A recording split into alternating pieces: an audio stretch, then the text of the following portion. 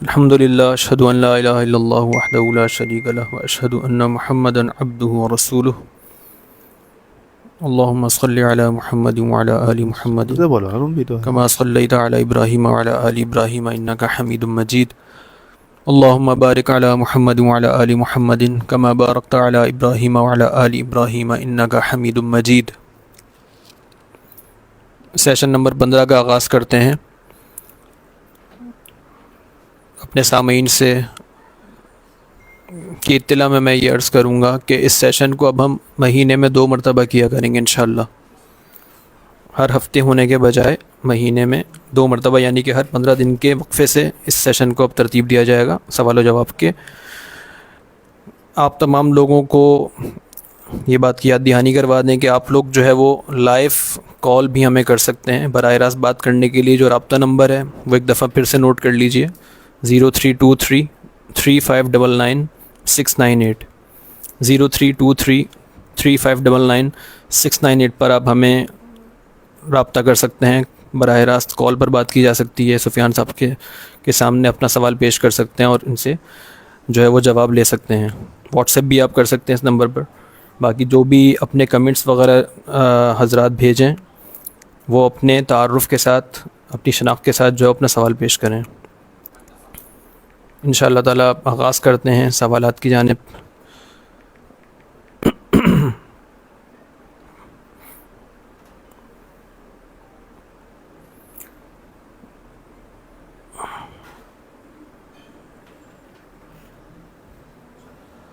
جی، سمیہ یوسف کا ایک سوال ہمیں موصول ہوا تھا، پوچھتی ہیں کہ کیا ہم مچھر کو مارنے کے لیے ریکٹ یا بجلی سے چلنے والی مشین استعمال کر سکتے ہیں؟ وہ جو آپ کو پتہ ہے اس کے لیے ایک ٹول آتا ہے، جی جی، اس کو مارنے کے لیے کیا وہ استعمال کیا جا سکتا ہے؟ جی جی بالکل۔ دیکھیے حدیث میرے خیال سے اس پہ لوگ اس سے کنفیوز ہوتے ہیں، کیونکہ اس مسئلے میں یہ سمجھا جاتا ہے، اور پہلے خیر میں حدیث بیان کر دیتا ہوں۔ ابو داؤد کی حدیث ہے اور ابن مسعود رضی اللہ عنہ سے مروی ہے کہ وہ کہتے ہیں کہ ہم اللہ کے رسول صلی اللہ علیہ وسلم کے ساتھ سفر میں تھے، تو ایک چڑیا یا کسی پرندے کے 2 بچے جو ہیں وہ ہمیں نظر آئے، ہم نے انہیں پکڑ لیا۔ تو وہ جب اس کی ماں آئی چڑیا یعنی کہ، تو وہ پریشان ہوئی، ظاہر سی بات ہے بچے جب اس کے قید کر لیے گئے۔ تو آپ نے کتنا حسین اسلام ہے کہ آپ نے پوچھا کہ یہ کس نے اس دونوں بچے کی ماں کو تنگ کیا ہے، پریشان کیا ہے، یعنی یہ قید کر کے۔ تو انہوں نے کہا اور اس کے بچے کہاں ہیں؟ تو ہم نے کہا کہ اللہ کے رسول صلی اللہ علیہ وسلم ہم نے جو ہے وہ اسے کیا نام ہے قید کر لیا ہے۔ تو آپ نے فرمایا تو چھوڑ دو ان دونوں بچوں کو، جو پرندے یعنی کہ چڑیا کے بچے ہیں، اس کی ماں کے حوالے کر دو، اس کی پریشانی دور کر دو۔ کہتے پھر ہم تھوڑا سا آگے گئے تھے، یا اسی اس میں انہوں نے بتایا کہ ہم میں سے کسی نے جو ہے وہ چیونٹیوں کے بل میں آگ لگا دی، چیونٹیوں کو جو ہے اس کی جو بل تھا اس میں آگ لگا دی۔ تو نبی صلی اللہ علیہ وسلم کو اس پہ بھی آپ ناراض ہوئے، اور آپ نے فرمایا، یہ نکال دینا، کہ لا يعذب بالنار الا بعذاب اللہ یا الا باللہ، اس طرح کے الفاظ ہیں کہ آگ کا عذاب کوئی نہیں دے سکتا سوائے اس کے جس نے آگ کو پیدا کیا، یعنی کہ اللہ رب العالمین۔ تو آگ کے عذاب کے متعلق تو یہی ہے کہ کوئی مخلوق کسی مخلوق کو آگ کا عذاب نہیں دے سکتی، یہ واضح ہے۔ حتیٰ کہ آپ کے علم میں ہوگا کہ علی رضی اللہ عنہ نے خارجین کو جو ہے جب ان سے جنگ ہوئی تھی نہروان، تو اس کے بعد ان کو جلا دیا تھا، تو ان کے علم میں نہیں رہا، جب انہیں بتایا گیا تو انہوں نے پھر اس پہ اللہ کی طرف رجوع کیا کہ علم میں نہیں تھا کہ آگ کا عذاب دینا منع ہے، کیونکہ یہ ایک تو یہ جہنم کی آگ اللہ نے بھڑکائی ہوئی ہے، تو وہ عذاب اللہ نے اپنے یہ خاص رکھا ہے، دوسرا آگ کا پیدا کیا ہے، تو یہ منع کر دیا ہے ہمیں۔ لیکن یہ جو معاملہ ہے مچھروں کو مارنے کا ریکٹ یا اس کے، تو وہ کرنٹ کا معاملہ ہوتا ہے، بجلی کا معاملہ ہوتا ہے، تو وہ جھٹکے سے مارے جاتے ہیں۔ اس پہ لوگ یہ سمجھتے ہیں کہ آگ لگ کے جل کے بھسم ہو رہے ہیں، تو وہ آگ نہیں لگائی جاتی اس میں جو کرنٹ ہوتا ہے وہ اس قدر ہوتا ہے کہ وہ جھٹکے سے، کیونکہ مچھر ہے ظاہر سی بات ہے کمزور تا ہی کیڑا ہی ہے، اس میں وہ اس طریقے سے جو ہے وہ مارا جاتا ہے، آگ نہیں لگتی۔ دیکھیے آپ نے دیکھا بھی ہوگا کہ किसी को करंट अगर थोड़ा लगता है तो वो आग नहीं लगाई जाती, मतलब उसमें आग नहीं लगती। तो बहुत कोई हाई वोल्टेज का करंट होता है तो बिजली ज़्यादा उसमें शॉक्ड हो जाती है, वो जो सर्किट हो जाता है इस तरह से, तो उसमें आग लग भड़क होती है। वैसे अमूमी तौर पे उसमें जो ना वो बिजली होती है, तो वो जो रैकेट होता है वो उस पर कभी भी आग नहीं लगती, वो एक झटके से करंट से मारा जाता है। तो इसी उस हवाले से ये चीज़ नहीं है। इसमें अजियत से मारने वाली बात नहीं आ जाएगी कि वो अदियत से क्या मारने वाले, तो जो आपका जो ना वो दूसरी चीज़ें इसके लिए इस्तेमाल करते हैं वो भी यही है, कुछ पाउडर इस्तेमाल करते हैं, यानी कि और अगर जानवर कीड़े मकोड़ों के लिए तो इसी चीज़ें की इस्तेमाल होती हैं। आप उसको अजियत क्या, मतलब आप उसे पकड़ के ज़िबा तो करने से रहे कि आप छुरी से काटेंगे भाई मच्छर को, तो उसका यही तरीका है। ऐसी ट्यूबलाइट्स भी आ गई हैं अब तो। जी वही कह रहा हूँ हाँ, कि जो ना वो उसको पकड़ लेती हैं, लाइट जो है वो उसको पकड़ लेती है, तो चिपकती है, वो जल के भस्म नहीं होते। जल के भस्म करना या जला देना वो एक अलग चीज़ है, और वो फिर भी वो जायज़ नहीं हो, यानी आपने आग लगाई और उसको जला दिया, जैसा कि अब वो जो उसका नेमल बिजली उसका नेमल बदल है ना, जैसा कि सही बुखारी में कि नबी सल्लल्लाहु अलैहि वसल्लम ने फरमाया कि आग बुझा के सोया करो रात को जब सो, यानी कि चराग जो है वो बुझा के सोया करो, कहीं वो कुछ नुकसान न बजाए। तो अब तो चराग नहीं है, उसकी जगह बल्ब हैं, तो हम जैसे क्या कहते हैं नाइट बल्ब होता है वो जला के सोते हैं, वो बुझा के नहीं सोते। तो अब उस हदीस के जुमरे में तो नहीं आएगा ना कि भाई वो आपको हर चीज़ बुझा के सोनी है, क्योंकि जिस चीज़ का नुकसान है नहीं और वो आग के जुमरे में है कि बिजली के जुमरे में, तो वो इसलिए वो उस जुमरे में नहीं आता कि जिसके बारे में बात की जा रही है। और आजकल के मच्छर भी भाई इतने जहरीले हो गए हैं कि उनसे बचाव ज़रूरी है। सही, बिल्कुल नई नई बीमारियां हैं उनकी तो। जी जी जी जी ठीक है जी। आदिल अहमद के हैं या के बाद दीगर 3 सवालात किए इन्होंने, तो एक एक करके इनके जवाबात आपसे पूछते हैं। इनका पहला सवाल है कि जंग उहद में हज़रत अबू बकर सिद्दीक़ रज़ी अल्लाह अन्हु, हज़रत उमर रज़ी अल्लाह अन्हु और हज़रत उस्मान गनी रज़ी अल्लाह अन्हु क्या जंग छोड़कर भाग गए थे? शिया हज़रात ये इल्ज़ाम लगाते हैं, मुस्तनद अहादीस में क्या मिलता है और तफसील से समझा दें। देखिए बात यह है कि इस तरह के प्रोपेगेंडाज जो हैं वो छोड़े गए हैं, और इस पे जितनी भी रिवायात हैं वो सब की सब मौजू हैं, ज़ईफ़ हैं, गढ़ी हुई हैं, जो खुसूसन अबू बकर सिद्दीक़ रज़ी अल्लाह तआला अन्हु के मुताल्लिक़ मुस्तदरक हाकिम में, और उसमें कई रावी हैं झूठे हैं, कज़्ज़ाब हैं। अभी क्योंकि जाहिर सी बात उसकी डिटेल मैं नहीं दे सकता, लेकिन जितनी रिवायतें मुस्तदरक हाकिम में कई रिवायतें इस मुताल्लिक़, जिसमें यह कि अबू बकर सिद्दीक़ रज़ी अल्लाह अन्हु जो है वो, उसमें अल्फाज भी ये नहीं कि वो भाग गए थे, नाऊज़ु बिल्लाह, उसमें अल्फाज ये हैं कि अबू बकर सिद्दीक़ रज़ी अल्लाह अन्हु ये कहते हैं कि मैं पहला था कि जब नबी सल्लल्लाहु अलैहि वसल्लम के पास से सब छट गए थे ओहद के मौके पर, तो मैं पहला था कि जिसने जाके आपके करीब गया या आपसे मिला। तो उससे ये कहा जाता है कि वो भाग गए थे तो जाके वो मिल ली है। अव्वल तो ये सनदन अव्वल बात क्या है कि सनदन ये रिवायत सही है ही नहीं, ठीक है, कड़ी हुई है, मतलब मौजू इसमें रावी शामिल है, कज़्ज़ाब रावी शामिल है। दूसरी चीज़ अगर उसको सही भी मान लिया जाए तो मतन में ऐसी कोई बात नहीं है। सही, मतन में ये है कि जब भगदड़ मची या लोग आपके पास से छट गए तो जो है वो मैं सबसे पहला था, इसमें ये उनकी एक अच्छाई जा रही है कि मैं सबसे पहला था कि जो जाके मिल रहा हूँ। लेकिन अव्वल बात ये कि हम तो यही मानते हैं कि उन्होंने उनको छोड़ा ही नहीं रहा, या वो भागने वाले मुझे थे नहीं, ठीक है, बिल्कुल, वो लोग थे जो हर मौके पर जान सड़कने के तैयार रहते थे। उस मौके पर साथ थे जब कोई साथ नहीं था, यानी कि हिजरत का मौका, उस वक्त भी अबू बकर सिद्दीक़ रज़ी अल्लाह अन्हु साथ थे। तो ये एक झूठा प्रोपेगेंडा है। इस पर जितनी रिवायत है मैंने आपको बताया मुस्तदरक हाकिम या मुस्तदरक अहमद की हैं, वो सब की सब ज़ईफ़ हैं, मौजू हैं। उमर रज़ी अल्लाह अन्हु के मुताल्लिक़ है, जो कि तबरी वगैरह में आपको पहली मालूम है कि ये तो तारीख़ की किताब है, इसमें तो 2%, 5% या 10% आप कह रहे हैं तो रिवायत सही होती हैं, बाकी ज़ईफ़ रिवायत है। सही। उस्मान रज़ी अल्लाह तआला अन्हु के मुताल्लिक़ जो है वो एक ऐसी बात, ऐसा प्रोपेगेंडा है कि जिसको ख़ास तौर पे इस्तेमाल किया गया, और खुसूसन उस वक्त इस्तेमाल किया गया कि जब उनके लिए उनकी खिलाफत के लिए बगावत हो रही थी, ठीक है। तो जैसे आपको मालूम होगा, बड़ी मशहूर रिवायत है, सही बुखारी की क्योंकि रिवायत है वो, कि एक मिस्री शख्स ने अब्दुल्ला बिन उमर रज़ी अल्लाह तआला अन्हु से पूछा, वो कुछ सवालात के जवाब दे रहे थे, ये बुजुर्ग कौन है? उस मिस्री ने पूछा, उन्होंने कहा इब्न उमर है।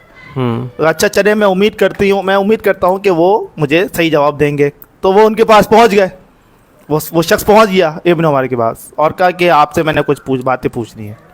तो उन्होंने पूछा, आप मुझे ये बताएं, ये देखना भाई,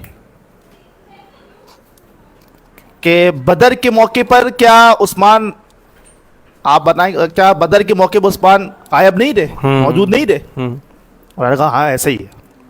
احد کے موقع پہ بھاگنے گئے تھے؟ انہوں نے کہا ہاں ایسا ہی ہے.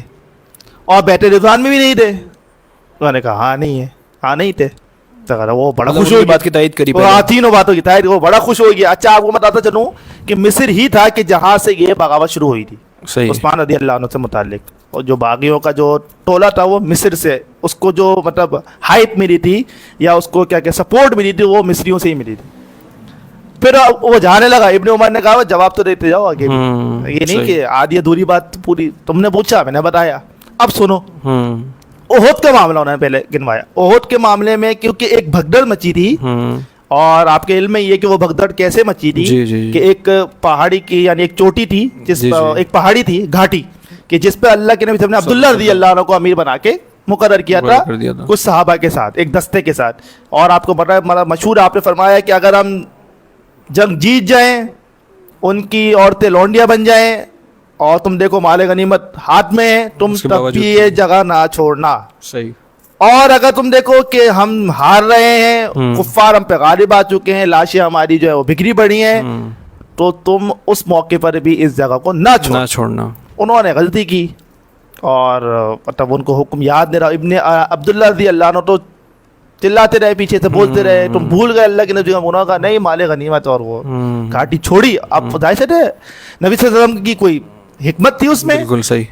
اور اس میں بھی حکمت ہے، اس میں اللہ کی حکمت آئی کہ یہ کیوں ہوا. ایک تو آپ نے اپنی حکمت سے تو ان کو وہاں کھڑا کیا تھا کہ یہاں سے ہٹنا نہیں ہے، کہ وہ ہٹ گئے، اس میں اللہ کی حکمت ہے. تو وہ جب وہاں سے ہٹ گئے تو خالد بن ولید اس وقت تک جو مسلم نہیں ہوئے تھے، انہوں نے وہاں سے حملہ کیا، اور یہ وہ موقع تھا کہ وہ بھگدڑ مچی. صحیح. تو اچھا اس میں یہ بھی چلے ایڈ کرتا چلوں میں، اب بات ہو ہی رہی ہے کہ ہوتا کیا ہے. تو اللہ کے نبی صلی اللہ علیہ وسلم، ابو بکر صدیق رضی اللہ عنہ، عمر رضی اللہ عنہ، یہ سب ایک جگہ موجود تھے، اور بھگدڑ مچی، مسلمین شہید ہوئے، حذیفہ رضی اللہ عنہ کے والد شہید ہوئے اسی موقع پر، بہت ساری معاملات ہوئے. یا تب ایک ظاہر بات، ایک موقع ایسا ہے کہ مسلمین جو ہے وہ منتشر، جی اسی یمان رضی اللہ، وہ مشہور ہے نا کہ وہ بولتے رہے میرے والد ہیں میرے والد ہیں، اور صحیح بخاری میں. تو ابو سفیان اس وقت آئے جب جو وہ بھی اس وقت تک مسلم نہیں ہوئے تھے، اور انہوں نے آگے پوچھا ہاں بھائی اس قوم میں کوئی محمد ہیں؟ یعنی ان کو لگا کہ ہم نے ان کو نعوذ باللہ شہید کر دیا، قتل کر دیا. تو صحابہ اکرام کو آپ نے فرمایا خاموش رہو، یعنی کہ کہیں یہ لوگ پھر کہیں دوبارہ سے وہ نہ کریں. ٹھیک ہے. نہیں نبی صلی اللہ علیہ وسلم، اور وہ یعنی کہ ان کو دکھ نہیں رہے تھے کسی جگہ پہ، انہوں نے اوٹ لی ہوئی تھی نا، یہ وہ موقع یہ بتا رہا ہوں. صحیح. تو پھر انہوں نے کہا ہاں بھائی، اس نے پوچھا ابو سفیان نے اس وقت کہا ان سے کہ کوئی ابن ابی قحافہ ہیں اس قوم میں؟ تو آپ نے فرمایا کوئی جواب نہیں دو. عمر بن خطاب ہے کوئی؟ اچھا یہ موجود ہیں یہ لوگ، ٹھیک ہے، جی کیونکہ آپ نے ان کو جواب دینے سے روکا. عمر بن خطاب کے جو الفاظ موجود ہے کہ انہوں نے اس وقت جواب دیا بھی. صحیح. جب پھر اس نے کہا کہ بھائی یہ سب تو مارے گئے، تو عمر بن خطاب نے جواب دیا لیکن خاموش ہو گئے. پھر ابو سفیان نے کہا بھائی اولو حبل. کیا جواب دیا تھا وہ؟ کس نے؟ وہ نہیں ملتا. ہاں تو عمر کو جواب دیا کچھ کا. تو پھر اس نے کہا بھائی کیا نام ہے اولو حبل، یعنی کہ حبل کی جیت ہوئی، عزا کی، لات کی. لات جو ہے ہاں وہ سب سے بڑا، لات بڑا عالی ہے، اپنے عزا بڑا عالی ہے، اور یہ سب سے بلند و بالا ہے. پھر فرمایا اللہ کے نبی صلی اللہ علیہ وسلم اب اسے جواب دو. تو آپ یہ اندازہ کریں جب تک ذاتیات پہ بات تھی نا، اس وقت تک جواب دینے کا آپ نے کوئی حکم نہیں دیا کہ میرے متعلق کہہ رہا ہے کہنے دو، ابو بکر عمر کسی کی ہماری ذات ہے اس پہ کوئی. لیکن اللہ کی بات جیسی آئی، جیسے ہی اللہ کا اس نے یعنی کہ اس نے کہا لات اونچا ہے، عزا بلند و بالا ہے، آپ نے اب اسے جواب دو. اور جواب بھی آپ صحابہ نے پوچھا کیا جواب دیں، تو آپ نے فرمایا ایسے بتا اللہ اعلیٰ، سب سے بڑا جو ہے عالی جو ہے وہ اللہ رب العالمین، سب سے بڑا مولا جو ہے وہ اللہ رب العالمین ہے. پھر اس نے کہا کہ جو نا ہمارا یہ لنا لات آتن ولا لکم لاتن، ہمارا تو لات بھی ہے اور عزا بھی ہے، تمہارے یہ کوئی لات اور کوئی عزا نہیں ہے. تو آپ نے فرمایا جواب دو. مگر اللہ کا کیا جواب نے؟ آپ نے فرمایا اللہ مولانا ولا مولا لکم، اللہ ہمارا مولا ہے اور تمہارا کوئی مولا اللہ نہیں ہے. تو یہ ایک بڑی مطلب ایک زبردست حدیث ہے، زبردست بات ہے. ثابت بھی ہوا کہ یہ احد میں یہ اب عمر بن خطاب ابو بکر آپ کے ساتھ موجود تھے, اور یہ بھی معلوم ہوا کہ کسی شخصیت کے لیے جنگ نہیں ہو رہی تھی, صحیح, کسی کو مارنے کے لیے یا کسی زمین کے لیے یا کسی اپنی زمین کے دفاع کے لیے. جنگ صرف اور صرف اللہ کے نام پر ہو رہی تھی, اللہ کی ذات کے لیے ہو رہی تھی, اللہ کے نام کو اونچا رکھنے کے لیے ہو رہی. اسی جب تک ذاتی باتیں ہوتی رہیں آپ نے نہ جواب دیا نہ جنگ کو آگے بڑھایا, بلکہ آپ نے خاموشی اختیار کی اور کروائی. جب سے ہی بتوں کی بات آئی, جیسے ہی اللہ کی بات آئی, ایسے ہی اللہ کے نبی صلی اللہ علیہ وسلم نے جواب دیا. تو معلوم ہوا کہ جنگیں اس لیے ہوتی ہیں. بہرحال تو بات چل رہی تھی عثمان رضی اللہ عنہ سے متعلق, تو یہ وہ موقع تھا بتانے وسط کے اس وقت جو بھگدڑ مچی. تو انہوں نے کہا کہ بات جب ان کی ہے احد کی, تو اللہ نے ان کو معاف فرما دیا, کیونکہ وہ بڑا قرآن مجید میں واضح مضمون موجود ہے اس متعلق کہ تم اس وقت جو ہے وہ پھر اللہ نے ایک اونگ ڈالی اور تم نے جو ہے وہ ایک امن کا صورت حال ہے, اللہ نے معاف فرما دیا. اچھا ایک بات اس میں اور ہے جو بہت زیادہ عام رائج ہے معاشرے کے اندر, بلکہ اہل اسلام کے اندر ہی غلط فہمی ہے. وہ یہ کہتے ہیں کہ جنگ احد میں جو ہے وہ شکست ہو گئی تھی مسلمین کو. غلط رائج ہے, بلکہ درسی کتابوں میں بھی درسی کتابوں میں رائج ہے کہ بدر ہم جیت گئے تھے اور وہ جیت گئے. جیت دیکھیں وہ ہوتی ہے کہ وہ غالب آ گئے ہو نا, غالب ایسے آ گئے ہو کہ انہوں نے جو ہے وہ زمین چھین لی ہو, کچھ اور کام ایسا کر دیا ہو. وہ تو ابو سفیان بول کے چلے گئے نا, ٹھیک ہے, 70 مسلمین شہید ہوئے اس بھگدڑ میں, 70 مسلمین شہید ہوئے. اور ابو سفیان نے جب یہ لات اور عزا والا یہ سارا معاملہ ہوا, پھر کہا کہ بھائی یہ وہ بدر کا یہ وہ ہے, ہم نے بدلہ لے لیا آنے کے. صحیح, بدر کا اس سے بولا وہاں پہ انہوں نے, مطلب ایک بڑا نقصان ضرور ہوا بالکل. اور وہ بھی اس وجہ سے ہوا کہ وہ گھاٹی جو ہے نا وہ چھوڑ دی تھی, تو اس پہ 70 مسلمین شہید ہوئے. ظاہر ایک نقصان ہے, 70 مسلمین شہید ہو گئے, تو بالا اس کو شکست, اور اس سے ہم ویسے بھی نبی جہاں موجود ہوتے ہیں شکست نہیں ہو سکتی. جی. اور اس کی ایک وضاحت وہ بھی ہے صحیح بخاری میں کہ جب ابو سفیان اور ہرقل کا مکالمہ ہوا تھا تو اس سے پوچھا جنگ تمہارے درمیان کیسے رہتی ہے, تو ابو سفیان نے کہا جنگ ہمارے درمیان سجادن ایک ڈول کی مانند ہے. کبھی وہ کبھی ڈول لڑک کے ان کے پاس سے آتا ہے, کبھی لڑک کے ہمارے پاس آیا. یعنی ابھی تک کوئی ایسا نہیں ہوا کہ ہم بالکل کوئی غالب آ گیا ہو, یعنی کوئی زمین پہ آ گیا ہو, اور وہ غالب ایک ہی دفعہ ہوا جب مکہ نبی صلی اللہ علیہ وسلم نے فتح کر لیا. اور اس سے پہلے انہوں نے ان میں سے کسی کی جرت یا یہ طاقت نہیں آ سکی کہ وہ مدینہ فتح کرے. وہ مدینہ میں تھے, وہ مکہ میں تھے. تو پھر ابن عمر رضی اللہ عنہ نے اس سے کہا کہ وہ معاملہ جو ہے وہ اللہ نے معاف کر دیا. بدر کے معاملے میں جو بات ہے, اس وقت اللہ کے نبی صلی اللہ علیہ وسلم کی بیٹی, اللہ کے نبی صلی اللہ علیہ وسلم کی بیٹی, نام میرے ذہن سے نکل رہا ہے, شاید کلثوم نہیں تھی, زینب رضی اللہ عنہ. زینب رضی اللہ عنہ ابو العاص رضی اللہ عنہ کی زوجہ تھی, رقیہ رضی اللہ عنہ, کہ وہ ان کی اس میں تھیں اور وہ بیمار تھیں, اسی اللہ کے نبی صلی اللہ علیہ وسلم نے ان کو رخصت دی تھی بدر میں خاص طور پہ. اور حتیٰ کہ بدر میں ان کو رخصت دی, اور وہ جو ایک جنگ میں حاضر ہونے والے کا حصہ تھا نا غنیمت کا, وہ آپ نے ان کا بھی لگایا. یعنی ان کو شریک ہی سمجھا, جنگ کے اندر شریک ہی سمجھا, کیونکہ وہ ایک بالکل شرعی عذر کے تحت کہ بنت رسول ان کے عقد میں تھی اور ان کی تیمارداری کے لیے, ان کی دیکھ بھال کے لیے وہ گھر میں موجود رہے, تو آپ نے ان کو خود سے رخصت دی, اور ان کی شان یا ان کا اجر ایسے بڑھایا کہ ان کو جو مال غنیمت کا حصہ تھا ان کو بھی شمار اور ویسے ہی شمار کے جو ایک جنگ میں موجود مجاہد کا ہوتا.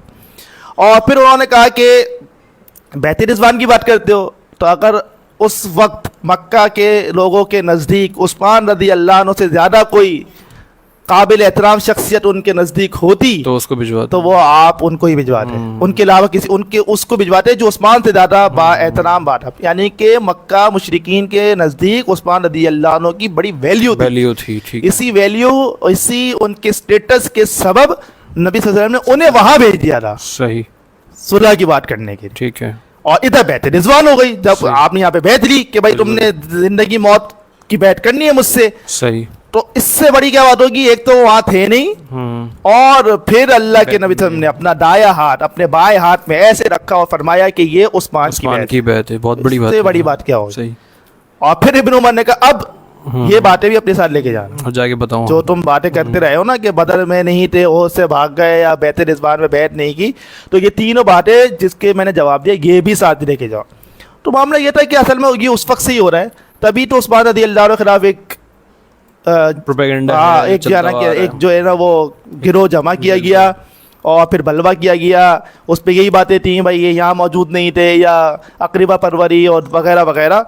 तो ये सारी जो है वो रिवायत मैंने आपको तकरीबन वदाहत से बयान कर दी हैं, तो इंशाअल्लाह उनको तसल्ली बख्श जवाब मिल गया होगा। ठीक है, जज़ाकल्लाह खैरा। इनका दूसरा सवाल था कि हज़रत अबू बकर सिद्दीक़ रज़ी अल्लाह अन्हु ने हज़रत फ़ातिमा रज़ी अल्लाह अन्हा को नाराज़ कर दिया बाग़ फ़तक के मुताल्लिक़, जबकि इनके बारे में हदीस है कि जिसने फ़ातिमा रज़ी अल्लाह अन्हा को नाराज़ किया उसने मुझे नाराज़ किया। आज आप लोग कैसे दिफ़ा करते हैं इतनी वाज़ेह दलील के बावजूद भी? कैसे दिफा करते हैं? दिफा तो हम बताते हैं कैसे करते हैं। इस पे वैसे मेरी पूरा एक सेशन मौजूद है खलीफा बिला फसल के नाम, जी बिल्कुल है। तो शायद हमारे यूट्यूब चैनल पे अपलोड हो चुका हो या हो यहाँ पे जाएगा, भी उसका लिंक जो है वो शेयर कर दीजिएगा हाँ, कमेंट में। तो उसमें बहुत वदाहत से मैंने बाग़ फ़तक पे ही बात की हुई है, बिल्कुल सही। और दीगर दूसरी बात मामलात में भी।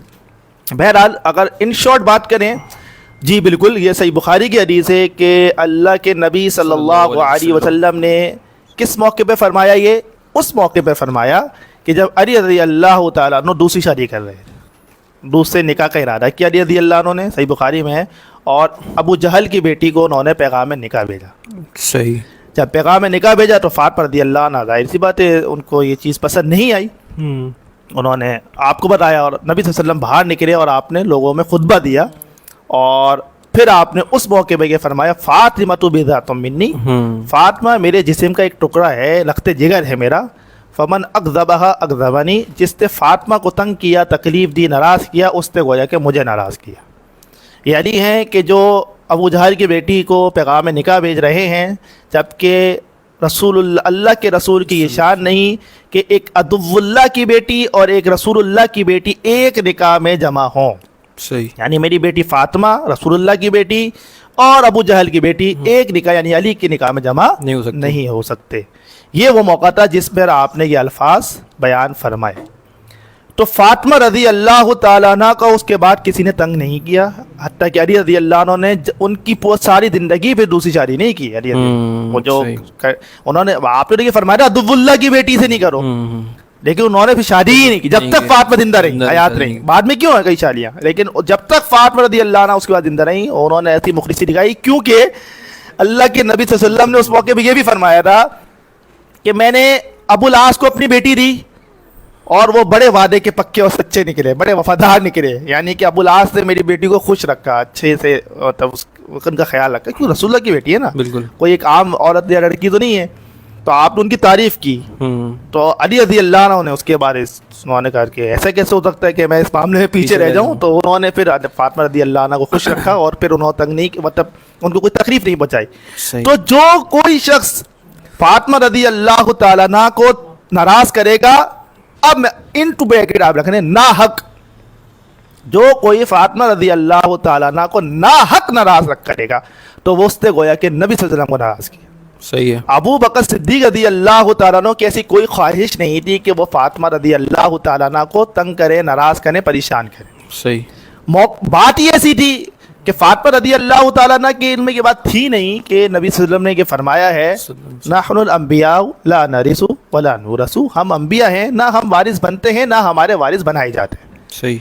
और बात अगर इस चीज़ की है कि नबी सल्लल्लाहु अलैहि वसल्लम के विरसा मांगा उन्होंने और उन्होंने अबू बकर ने हदीस पेश कर दी, तो उसके बाद फ़ातिमा रज़ी अल्लाह ने उस पर कोई ज़िद बहस या तकरार नहीं की कि वो उनसे वो हो गई हो, गुस्सा हो गई हो। जब हदीस आई तो वो भी उन्होंने भी खामोशी इख्तियार की।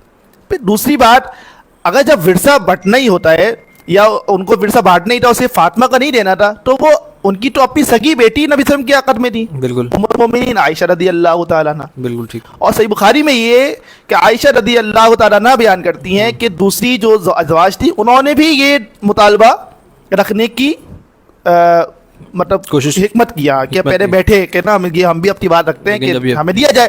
तो आयशा रज़ी अल्लाह तआला अन्हा ने उनको हदीस सुनाई, क्या तुम भूल गई ये हदीस ला नरिसु वला नुरसु, तो वो भी रुक गई। सही, ठीक। अज़वाज जो और भी थी वो भी रुक गई। तो अगर इसका मतलब तो ये है कि अबू बकर सिद्दीक़ रज़ी अल्लाह तआला अन्हु ने फ़ातिमा रज़ी अल्लाह तआला अन्हा और फिर अपनी बेटी का भी नहीं दिया विरसा। तो ऐसा तो नहीं है ना कि अपनी बेटी का विरसा दे दिया और दूसरे की रख दिया, उनका नहीं दिया। नहीं, उन्होंने तो एक पूरी हदीस पे अमल किया और उन्होंने बड़े तकलीफ से कहा कि मुझे اپنے سے اہل سے زیادہ اللہ کی قسم محبوب ہیں اللہ کے نبی صلی اللہ علیہ وسلم کے خاندان والے. صحیح بخاری میں مجھے زیادہ میں اپنے اہل و عیال سے زیادہ میں محبت کرتا ہوں اس سے نبی صلی اللہ علیہ وسلم کے اہل و عیال سے, نبی صلی اللہ علیہ وسلم کی آل سے, اہل بیت سے. لیکن یہ حدیث روک رہی ہے, اس لیے یہ فدق کا معاملہ اس ناراضگی میں نہیں آتا جو کہ ناحق ناراضگی ہے. کیونکہ اگر یہ اتنا ہی درست تھا, صرف آج تک بھی نا وہ باغ فدق آج تک کے بھی حکومت کے انڈر ہے, آج تک کی بات بھی مطلب جی. اور علی رضی اللہ عنہ تو بنے تھے نا خلیفہ جی, تو انہوں نے کیا کیا فدق کا, کیا انہوں نے فدق دے دیا تھا نہیں حسن حسین کو, کیونکہ فاطمہ کے پھر وارث وہی تھے نا, نہیں. تو فدق پھر اس کے بعد حکومت, یہ بات سب کی سمجھ میں آئی گئی کہ یہ ویسے ہی چلے گا جیسے نبی صلی اللہ علیہ وسلم کے دور میں تھا. اس سے کیا ہوتا تھا کہ اس کا خرچہ اس سے اہل و عیال کو ملتا رہا, ٹھیک ہے, نبی صلی تو وہ چلتا رہا, صحیح ہے, ان کو بھی ان کا اس میں سے خرچہ ملتا رہا جو سالانہ ہوتا تھا وہ اس سے ادائیگی اور لیکن رہا وہ حکومت کے ہاتھ میں. حکومت کے پاس رہا, حتیٰ کہ صحیح بخاری میں ہے کہ علی اور عباس رضی اللہ عنہ کا عمر بن خطاب نے ان کو اس کا وہ بنا دیا تھا امین, ٹھیک ہے, کفیل. ایک ان کا بھی آپس میں تکرار ہو گئی, تلخی ہو گئی. صحیح بخاری کا بڑی لمبی حدیث ہے, اور وہ تو میں بیان بھی نہیں کرنا چاہتا کہ اس موقع میں عباس رضی اللہ عنہ آئے عمر بن خطاب کے پاس اور کیا کچھ کہا اپنے بھتیجے علی رضی اللہ عنہ کو. اچھا جی, مطلب کافی انہوں نے تلخ الفاظ بیان کر دیں کچھ آپ مختصر. بس وہ اچھے الفاظ نہیں ہے نا, ہم تو وہ لوگ نہیں ہے نا کہ جو والی باتیں بیان کر دیں کہ جس سے جو نا کوئی غلط فہمی پیدا ہو. حالانکہ صحیح بخاری کی حدیث انہوں نے ایک, میں عربی بیان کرتا ہوں, ایک دی بینی و بین ھذا خائن, اور بھی کئی الفاظ استعمال کیے کیونکہ وہ چچا بھی تھے, بڑے بھی تھے, اور عباس رضی اللہ عنہ تھوڑے غصے والے بھی تھے. تو انہوں نے اس موقع پر آ کے یہ اور اس وقت بھی عمر رضی اللہ عنہ نے ان کے درمیان بہت بہترین فیصلہ فرمایا اور سب کو گواہ بنا کے. صحیح.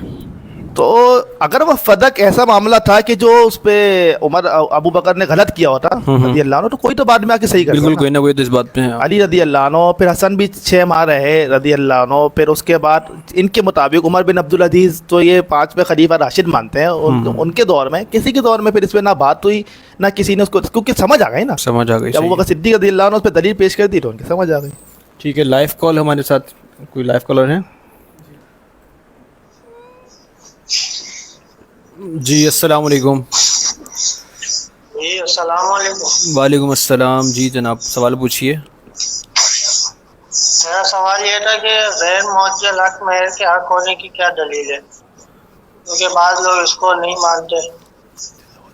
ٹھیک ہے, جواب دے دیں. ٹھیک ہے, آپ کو اس کا انشاءاللہ جواب دیتے ہیں.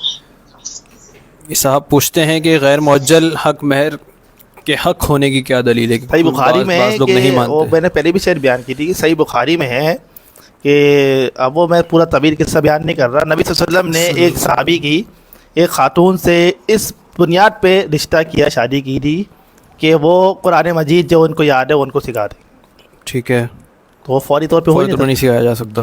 وہ چھوٹی تھی, یہی ایک مثال ملتی ہے. ٹوک میں اگر آپ کو مثال دوں تو وہ فی الحال تو یہی میرے ذہن میں مثال. صحیح بخاری کی حدیث. جی صحیح بخاری کی حدیث ہے. وہ بڑے غریب صحابی تھے, بیٹھے تھے. ایک بڑا, میں نے آپ کو شاید پہلے قصہ سنایا ہے یہ والا, کہ وہ آئے خاتونوں نے کہا میں نے اپنے آپ کو آپ کے لیے ہبہ کیا, آپ نے ان کو قبول نہیں کیا. تو ایک صحابی بیٹھے ہوئے تو انہوں نے کہا اللہ کے رسول میرے سے شادی کر دیں. تو آپ نے فرمایا کچھ ہے تمہارے پاس ان کو دینے کے؟ انہوں نے کہا بھائی یہی ایک تہبند ہے اور کچھ بھی نہیں ہے. آپ نے فرمایا میں اس کو آدھا دے دوں. اس نے کہا, آپ نے فرمایا آدھا دے دو کہ نہ تمہارے کسی کام کا رہے گا نہ ان کے کسی کام کا رہے. پھر آپ نے پوچھا کیا تم قرآن مجید یاد ہے؟ انہوں نے کہا مجھے قرآن مجید یاد ہے, کچھ صورتیں یاد ہیں. انہوں نے آپ نے اسی بنیاد پہ ان کا نکاح کر دیا. صحیح. مطلب صرف قرآن مجید کی آیت کو لے کر ہم یہ بات کہتے ہیں کہ یہ جو ہے بعد میں ادا کیا جا سکتا ہے. جی جی جی, کیونکہ نقد رقم کے معاملات تو کچھ اور ہیں نا, وہ تو فوری طور پہ بھی ادا کر سکتے ہیں. جی جی, وہ فوری طور پہ بھی ادا کر سکتے ہیں. نہیں تو اس کو دلیل بنا کے یہ کہنا کہ ہم بعد میں دے سکتے ہیں غیر معجل ہے, تو اس پہ پریشانی کیا ہے؟ کیونکہ قرآن مجید کی آیت ہے نا یہ تو مطلب جب مہر ہے نا, مہر دیا جاتا ہے, مہر ہے نا, مہر تو مہر ہے چاہے وہ کسی بھی صورت میں ہو. آج اب آپ یہ کہیں بھائی وہ سونے کی صورت میں ہو سکتا ہے مہر, کچھ لوگ نقد کی صورت میں دیتے ہیں, کچھ سونے کی گولڈ کی اس پہ دیتے ہیں, آگے چل کے وہ جاتے ہیں چاندی کی مد میں بھی دیں گے. تو وہ تو یہ تو ظاہر سے وہ تو اصل چیز تو مہر ہے. اب جیسے آپ کے دور میں ایک صحابی نے بھاگ دیا پورا مہر. صحیح. تو الگ الگ اس کی شکلیں بدل سکتی ہیں نا. ٹھیک ہے. اچھا, یہ عادل احمد صاحب کے جو سوالات تھے, ایک تیسرا سوال ان کا ہے. تیسرا سوال ہے ان کا کہ حضرت عمر سارے رضی عادی صاحب اللہ کے ہو جائیں گے تو بیچارے لائف نے بعض پالیسیز، یہ تیسرا ہی سوال ہے بس آخری دن گئی، اس پر ذرا بتائیے گا کہ عمر رضی اللہ عنہ نے بعض پالیسیز مثلا طلاق ثلاثہ، نماز تراویح باجماعت میں تبدیلی کیوں کی، جبکہ ابوبکر صدیق رضی اللہ عنہ کے دور میں ایسا نہیں تھا؟ کیا یہ بدعت نہیں ہے؟ بدعت اس لیے نہیں ہے کیا کہتے ہیں نماز تراویح، وہ تو بدعت کسی صورت نہیں ہے، کیونکہ وہ تو اللہ کے نبی صلی اللہ علیہ وسلم سے ثابت ہے۔ میں نے پہلے بھی رمضانوں میں سیشن میں ہماری بات ہوئی تھی کہ سب سے پہلے قیام اللیل یعنی کہ رات کی رمضان کی نماز کس نے پڑھی ہے؟ اللہ کے نبی صلی اللہ علیہ وسلم نے۔ آپ کے ساتھ کس نے ادا کی ہے؟ صحابہ کرام نے۔ کیسے ادا ہوئی ہے؟ اسی طریقے سے جو جماعت کی صورت میں، پتہ ہے۔ ایک امام اور جماعت، ایک امام اور جماعت، 3 دن ہوئی ہے اور ایک امام اور جماعت کی صورت میں ہوئی۔ صحیح۔ تو بالکل اس کو تو آپ کہہ ہی نہیں سکتے کہ کوئی نیا کام کیا ہے، وہ تو بلکہ سنت والا کام کیا گیا ہے جو کہ عمر رضی اللہ عنہ نے کر کے دکھا دیا۔ ٹھیک ہے۔ رہی بات طلاق ثلاثہ کی، وہ ایک سیاق و سباق حالات کے مطابق تھا وہ فیصلہ، اور اس میں جب واضح ہوتا ہے کہ سزا کے طور پہ نافذ کیا گیا تھا تو اس کو بدعت کیسے؟ بدعت تو آپ نے بدعت کی پھر تعریف سمجھی نہیں نا۔ بدعت تو وہ کام ہوتا ہے کہ جو ثواب کی نیت سے دین اسلام میں کیا جائے، نیکی ثواب سمجھ کے کوئی کام کیا جائے۔ تو انہوں نے نیکی ثواب سمجھ کے نہیں ایک فیصلہ فرمایا تھا اپنی حکومت کے وقت میں، کہ جب لوگوں نے، اور وہ بھی اس وقت کہ جب دین کو مذاق بنایا گیا، دین کو مذاق بننے سے روکنے کے لیے عمر رضی اللہ تعالیٰ عنہ نے یہ کام کیا۔ اور پھر ہم تو ایک ہی بات کہتے ہیں فَإِن تَنَازَعْتُمْ فِي شَيْءٍ فَرُدُّوهُ إِلَى اللَّهِ وَالرَّسُولِ، جب تنازع کسی معاملے میں ہو جائے، وہ کسی کے ساتھ بھی ہو جائے، تو ایک ہی حل ہے، اسے اللہ رسول کی طرف لوٹا دیا جائے۔ جب ہم اللہ رسول کی طرف لوٹاتے ہیں تو ایک دلیل کوئی نہیں دیتا جو طلاق ثلاثہ سے متعلق صحیح اور درست ہو۔ ایک ہی وقت میں 3 طلاق دیں اور علیحدگی ہو جائے، ان کے پاس لے دے کے عمر رضی اللہ عنہ کا فیصلہ ہے، اور دوسرا کچھ نہیں ہے۔ قرآن مجید سب سے پہلے ہے نا، آپ کو میں نے پہلے بھی اس پہ پچھلے سیشن میں بات ہوئی تھی، تو اس پہ ڈیٹیل کرنے کی اور ضرورت ہے نہیں۔ ٹھیک ہے۔ اچھا، یہ کچھ سوالات، 3 سوالات قصر کی نماز کے متعلق ہیں۔ کتنی بار کئی دفعہ وضاحت کر چکے ہیں، لیکن وہ مختلف لوگ پوچھ رہے ہوتے ہیں، تو پھر جلدی سے آپ اس بارے میں مطلب مختصر بتا دیجیے۔ اس کو ایک جو نا وہ بنا دیں کلپ، تاکہ جو نا یہ بار بار سوال جی پوچھنا ابھی آپ وہ مختصر بتا دیں۔ آج کے دور میں کہتے ہیں کہ جو اس کا فاصلہ پوچھ رہے ہیں، کہ فاصلہ پوچھ رہے ہیں جی 3 عربی فرسخ، 3 عربی میل، جس میں تھوڑا سا اختلاف ہے۔ بعض لوگوں کے نزدیک وہ 1 عربی میل 3 کلومیٹر ہوتا ہے، اور کچھ کے نزدیک 9 کلومیٹر بھی ہوتا ہے۔ ٹھیک ہے۔ تو وہ 1 عربی میل جو ہے، یعنی کہ 3 عربی میل آپ دیکھ لیجئے، وہ 3 عربی میل جب آپ اپنے شہر سے باہر نکل جائیں تو آپ قصر شروع کر دیں۔ ٹھیک ہے جی۔ دوسرا کہ آپ نے بتایا کہ جو نمازیں رہ جائیں ان کو ترتیب سے سنتوں کے ساتھ پڑھنا ہے، پہلے بھی آپ نے بتایا تھا، تو اس کے لیے کہہ رہے ہیں کوئی ریفرنس حدیث سے بتا دیں، کیسا کس حدیث میں ہے کیسا کہ نمازوں کو، جو نمازیں رہ جاتی ہیں ان کو ترتیب سے ادا کرنا ہے؟ دیکھیے یہی طریقہ کار ہے اس کا، کیونکہ اب جو اگر آپ سمجھ رہے ہیں کہ کوئی صحابی نے ایسا کام کیا ہو تو وہ تو ایسا کام ہوتا ہی نہیں تھا نا، نماز چھوڑتی نہیں تھی کہ جو وہ 1 سال ساری نمازیں نکل گئی ہوں۔ مطلب لاجیکل بات یہ ہے کہ جب نماز پڑھیں گے لاجیکل بات یہی ہے اور بنتی بھی یہی ہے، تو اس کے برعکس کوئی چیز ہم لا بھی نہیں کوئی سکتے۔ تو ورنہ تو کوئی اور چیز اچھا اس کے شاید یہ پوچھا جا رہا ہے کہ سنتیں کیوں شامل کی ہے میں نے؟ نہیں، یہ نماز کی ترتیب پوچھ رہے ہیں۔ ترتیب تو وہی ہے نا۔ اب ایسا تو نہیں ہو سکتا نا کہ مغرب کے وقت میں آپ فجر مغرب آپ کی اثر مغرب عشاء نکلی ہوئی ہے اور آپ پھر عشاء پھر مغرب پھر اثر پڑھیں گے، سنتوں کا ظاہر سی بات ہے اثر مغرب عشاء ہی پڑھیں گے۔ سنتوں کے ساتھ جو ہے سنتوں کے ساتھ اگر کہہ رہے تو نماز کیونکہ نکل گئی نا، جب آپ کی نماز نکل گئی تو آپ نے پوری نماز پڑھنی ہے۔ وہ تو صرف ایک ہی طریقہ ہے، 2 ہی طریقے ہیں آپ کی زندگی میں کہ آپ جو ہے وہ سنتیں کے بغیر نماز پڑھ سکتے ہیں۔ ایک تو سفر میں ہو آپ تو اس میں تو سنتیں ہے ہی نہیں، اور ایک آپ جمع سوری کی ہو تو نبی صلی اللہ علیہ وسلم ثابت ہے۔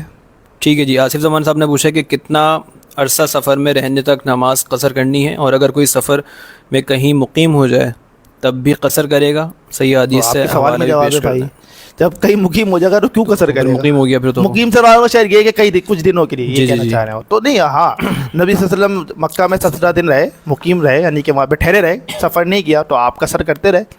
اور باقی کتنے دن بھائی، یہ جب تک وہ سفر میں ہے تب تک وہ قصر کرے۔ اب وہ اس کے اوپر ہے وہ کب تک اپنے آپ کو سفر میں سمجھتا ہے۔ اب بعض لوگ، میں نے آپ کو اس پہ پہلے بھی ڈیٹیل میں کہا تھا، لوگ 5-5 سال جو ہے نا وہ اپنے آپ کو سفر میں رکھتے ہیں، یہ کوئی درست طریقہ نہیں ہے کہ جاب بھی لگ گئی ہے باہر ملک جا کے، معاملات بھی سیٹل ہو گئے ہیں، اچھا بعض لوگوں کے نزدیک ایک بات اچھا وہ جنس میں ایڈ کر دوں، لوگ یہ سمجھتے ہیں کہ جب تک فیملی آپ کے ساتھ نہیں آپ مسافر ہی رہتے. ایسا نہیں ہے بھائی. آپ اگر کسی جگہ جاب کرنے کے لیے چلے گئے، آپ کی نوکری لگ گئی، جاب لگ گئی، آپ کے معاملات سیٹل ہو گئے، تنخواہ لگ گئی، آپ کو 1 سال کا، مڈل ایسٹ میں تو یہ ہوتا ہے کہ آپ کو 1 سال کا جو ہے وہ پورا اقامہ مل گیا، یا آپ یورپ سائڈ پر ہیں تو وہاں تو آپ کو باقاعدہ پھر پاسپورٹ ہی مل جاتا ہے. تو اگر آپ کو یہ ساری چیزیں مل گئی تو آپ کس بات کے مسافر ہیں بھائی؟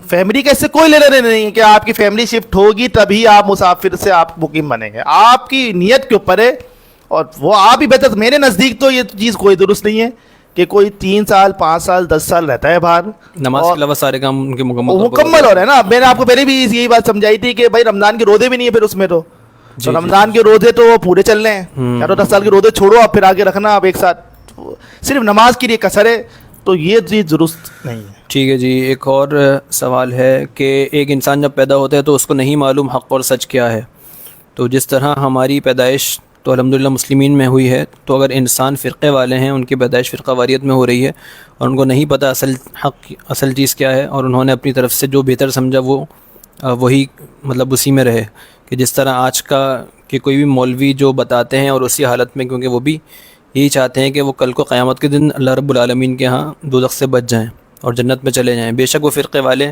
ہیں تو ان کو نہیں معلوم اصل چیز کیا ہے، حق کیا ہے. اسی حالت میں اگر ان کی موت ہو جاتی ہے تو کیا وہ جنت میں جائیں گے؟ مطلب یہ وہی لب لباب ان کا یہ ہے کہ حق پر جی بات یہ ہے کہ ہم کب کہتے ہیں کہ جس تک حق نہیں پہنچا اس کی پکڑ ہوگی؟ کوئی بھی نہیں کہتا یہ بات.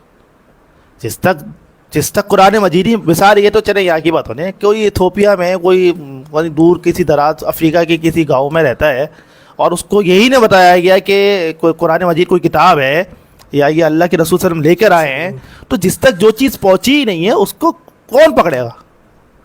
آپ سے سوال تبھی ہوگا جو آپ سے بھی سوال اسی چیز کا ہوگا کہ جس کا آپ کو علم دیا گیا. تو وہ الست بربکم والی جو اللہ تعالیٰ نے سے جب روحوں نے عہد لیا تھا تو وہ معاملہ اس میں نہیں آئے گا؟ وہ آپ کو یاد ہے؟ وہ مطلب یاد ہے آپ کو وہ عہد؟ یہی ہے نا کہ جب زمین پر جاؤ گے تو وہ عہد یاد نہیں جانا. وہ عہد آپ کی یادداشت میں تو نہیں ہے نا؟ نہیں، وہ بتایا گیا. کس نے بتایا؟ قرآن حدیث نے. نہیں ملا نا ان کو قرآن مجید. جس شخص کو قرآن مجید نہیں ملا تو وہ عہد کی یاد دہانی کیسے ہوگی اس کو؟ جس کو قرآن مجید ملا ہی نہیں ہے اس کو آپ کو اور مجھے کیسے پتہ چلا؟ کیونکہ ہم نے قرآن مجید کی آیت پڑھ لی کہ الست بربکم. لیکن جس نے آیت پڑھی ہی نہیں بیچارے نے تو وہ تو معذور عند اللہ ہے.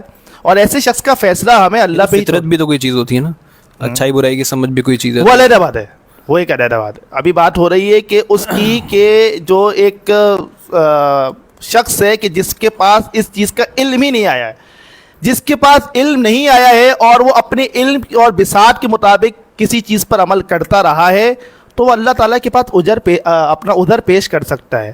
جو بات آپ کہہ رہے ہیں نا کہ جو فطرت آپ کو یہ سکھاتی ہے کہ سچ اور جھوٹ کیا ہے، اخلاق اور بد اخلاقی کیا ہے، اطاعت نافرمانی کیا ہے، ناپ تول میں کمی اور پورا تول کے دینا یہ کیا ہے، یہ فطرت بتاتی ہے. یہ ایک ایسے اخلاقی معاملات ہے کہ جس کے لیے کوئی آپ کو دیگر کتابیں یا کوئی چیز پڑھنے کی ضرورت نہیں. یہ آپ کی فطرت آپ کو بتائے گی ظلم کیا ہے. ایک آدمی کسی کو اپنے غلام کو پکڑ کے مار رہا ہے، فطرت بتائے گی کہ یہ ظلم کر رہا ہے، یہ ظالم ہے جو اس کا آقا ہے.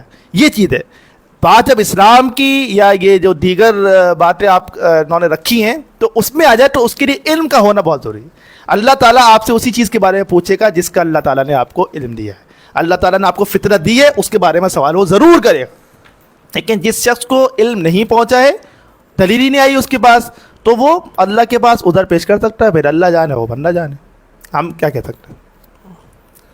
فیصلہ دینا ہمارا کام نہیں ہے نا.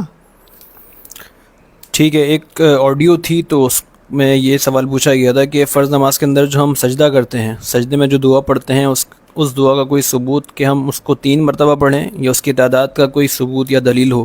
اگر تعداد کی دلیل نہیں تو ظاہر ہے ہم تو 1 مرتبہ پڑھ سکتے ہیں، 2 مرتبہ بھی پڑھ سکتے ہیں اور 3 مرتبہ بھی پڑھ سکتے ہیں، کیونکہ اللہ کے نبی صلی اللہ علیہ وسلم ہر کام کے لیے جو ان سے دلیل لیتے ہیں تو ہم یہی کہتے ہیں کہ 3 مرتبہ کہا کرتے تھے. تو اگر اس طرح سمجھا جائے تو اللہ کے رسول صلی اللہ علیہ وسلم تو ہر وضو کے ساتھ مسواک بھی کیا کرتے تھے. میرا یہ سوال ہے کہ ہم 1 مرتبہ بھی پڑھ سکتے ہیں جو میری سمجھ کے مطابق ہے، 2 مرتبہ بھی، 3 مرتبہ بھی، تو اس کی تعداد پہ انہوں نے سوال کیا جی ہے؟ تعداد کا کوئی ذکر نہیں، کوئی ذکر نہیں ہے، جی مطلب کم سے کم ایک مرتبہ پڑھا جا سکتا ہے، کئی مرتبہ کے الفاظ ہیں تو وہ کئی تو ایک سے زیادہ ہی ہوتا ہے، ہاں ہاں بھائی اسی دو یا لیے تین۔ کئی کی وجہ سے جو نا وہ 2 یا 3 مرتبہ، اور 3 وہ جیسے انہوں نے خود ہی بیان کیا کہ 3 مرتبہ کا اکثر چیزیں ملتی ہیں، نبی سے ہم بیان کرتے تھے یا کوئی بات کرتے تھے تو 3 مرتبہ آپ فرماتے تھے، تو اس وجہ سے کہا جاتا ہے، باقی اس کی کوئی خاص وہ نہیں ہے دلیل کہ 3 ہی مرتبہ کم از کم پڑھنا لازم ہے۔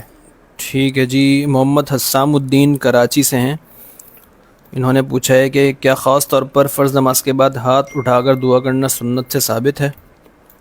پہلے یہ اس پہ بتا بھی دیں، ہم نے میرے ایک جواب سوال دیا ہے پہلے بھی، اصل میں اس کے لیے یہی بات بار بار ہوتی ہے اور پھر تکرار ہو رہی ہے کیونکہ اب جواب دینا ہے کہ اس کی واضح کوئی دلیل نہیں ہے، مطلب اسپیسیفائی کہ اللہ کے نبی سے نماز پڑھی ہو اس کے بعد ہاتھ اٹھا کے دعا مانگی ہو، یا صحابہ کرام نے نماز پڑھی ہو اور پھر ہاتھ اٹھا کر دعا مانگی۔ میں نے بتایا تھا فرض نماز کے بعد دعا قبول ہوتی ہے، دعا مانگنے کا طریقہ اللہ کے نبی صلی اللہ علیہ وسلم سے ہمیں یہی ملتا ہے کہ آپ ہاتھ اٹھا کے دعا مانگا کرتے تھے، کئی موقع پہ، بدر کے موقع پہ، استسقاء کے موقع پہ ہاتھ اٹھائے آپ نے، اور آپ ہاتھ اٹھاتے تھے تبرن جو انس رضی اللہ عنہ سے کہ آپ کی بغل کی سفیدی نظر آ جاتی تھی، تو اس سینس میں جو ہے وہ نماز کے بعد ہاتھ اٹھا کے دعا کی جاتی ہے کہ ایک تو یہ چیز تو ہے ہی کہ فرض کے بعد دعا قبول ہوگی، تو طریقہ کار ہمیں وہی ملتا ہے، جیسے کہ بعض لوگ یہ پوچھتے ہیں کہ 2 خطبے کے درمیان جب امام بیٹھتا ہے تو ہاتھ اٹھا کے دعا کر سکتے ہیں یا نہیں، جی جی یہ بھی سوال ہوتا ہے، جی یا اقامت کے وقت میں جب نماز ہوتا کے ہے درمیان۔ امام صف درست کرا رہا ہوتا ہے، تو اس کا یہی ہے کہ اس پہ کوئی،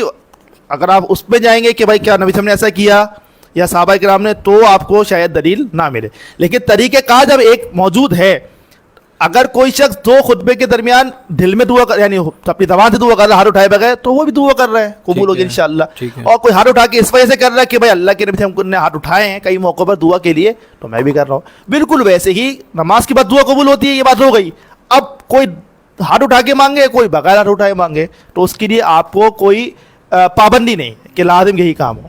ٹھیک ہے جی، انہی کا دوسرا سوال ہے محمد حسام الدین صاحب کا ہی، کہ سجدے میں جاتے ہوئے زمین پر پہلے ہاتھ رکھنے ہیں یا پہلے گھٹنے رکھنے ہیں، دونوں طریقے صحیح ہیں؟ سوالیہ نشان اور ریفرنس بھی دے دیجیے گا۔ اس کی بڑی وضاحت کے ساتھ ایک کلپ میں نے ریکارڈنگ کی ہوئی ہے آڈیو میں، تو اگر وہ بھی مل جائے تو اچھا ہو جائے، کیونکہ اس پہ سارے ریفرنس اور وضاحت کے ساتھ چیزیں بیان ہیں، باقی صلاۃ المسلمین میں بھی اس میں پورا ایک چیپٹر موجود ہے۔ ٹھیک ہے، ان شارٹ نبی صلی اللہ علیہ وسلم کے متعلق جو احادیث میں ملتی ہے نا کہ وہ اونٹ کی طرح نہ جائے نا، وہ جی جی، تقریباً ضعیف ہے تاری ٹھیک ہے، سندن، اور سجدے میں جاتے ہوئے پوچھ رہے ہیں اٹھتے ہوئے پوچھ رہے ہیں؟ جاتے ہوئے، ہاں، تو جاتے ہوئے وہ جو ہے نا وہ گھٹنے بھی رکھ سکتے ہیں، ہاتھ بھی بیٹھے رکھ سکتے ہیں، کیونکہ دونوں طرح کے عمل مل جاتے ہیں اس میں۔ ٹھیک ہے، وہ یہ اور اس کی وضاحت چاہیے تو وہ انشاءاللہ اس میں حوالہ مانگ ڈال دی لیتے ہیں۔ جائے گی، ہاں اس پہ ڈال دی جائے گی۔ جی، میں اپنی ٹیم سے کہوں گا کہ آپ کمنٹ سیکشن میں اس کو جو ہے وہ اس کا لنک اپلوڈ کر دیجیے گا، کتاب کا بھی اور جو اس میں وضاحت دی ہوئی ہے اس کا بھی۔ انشاءاللہ۔ عادل احمد صاحب کے ایک دو اور سوالات بھی ہیں، اور انہوں نے پوچھا ہے کہ عمر فاروق رضی اللہ عنہ نے فاطمہ رضی اللہ عنہ کے اوپر دروازہ گرایا تھا؟ یہ بھی ایک بہت ایسی بات ہے کہ جو بہت عام رہتی ہے لوگوں میں۔ من گھڑت بات ہے، بالکل موضوع بات ہے۔ آپ سے اسی سے میں اتنی سی بات کروں گا، علی جیسا شیر دل کے ہوتے ہوئے عمر رضی اللہ تعالیٰ عنہ اگر یہ کام کریں تو علی رضی اللہ تعالیٰ عنہ اپنی جان دے دیں گے، لیکن یہ کام کرنے نہیں دیں گے، اور اگر ہو چکا ہو تو اس کے بعد جان لے لیں۔ صحیح۔ علی رضی اللہ عنہ کا تو یہ ملتا ہے کہ شہادت عمر پہ جب دفن کیا گیا حجرہ عائشہ میں نبی صلی اللہ علیہ وسلم کے پہلو میں، تو علی رضی اللہ عنہ کے الفاظ ہیں صحیح بخاری میں، اور روایت کرنے والے بھی اہل بیت کے ابن عباس رضی اللہ عنہما ہیں کہ علی کہہ رہے ہیں ان کے کندھے پہ ہاتھ رکھا، عمر تم نے اپنے بعد کوئی ایسا شخص نے چھوڑا کہ جس کو دیکھ کر ہم عمل کرنے کی جستجو کریں۔ بہت بڑی بات۔ تو وہ ایسا آدمی کہ جنہوں نے ان کی بیوی کو قتل کیا ہو، نعوذ باللہ من ذالک، معاذ اللہ، تو وہ کیوں ان کے لیے ایسے الفاظ کہیں گے؟ اور پھر اور بڑی دقت آمد حدیث ہے کہ مجھے معلوم تھا کہ تم یہیں دفن ہو گئے، کیونکہ میں نے کئی بار سنا نبی صلی اللہ علیہ وسلم کی زبان پہ، آپ کی زبان پہ الفاظ ہی ہوتے تھے، خرجت انا و ابو بکر و عمر، ذهبت انا و ابو بکر و عمر، انطلقت انا و ابو بکر و عمر۔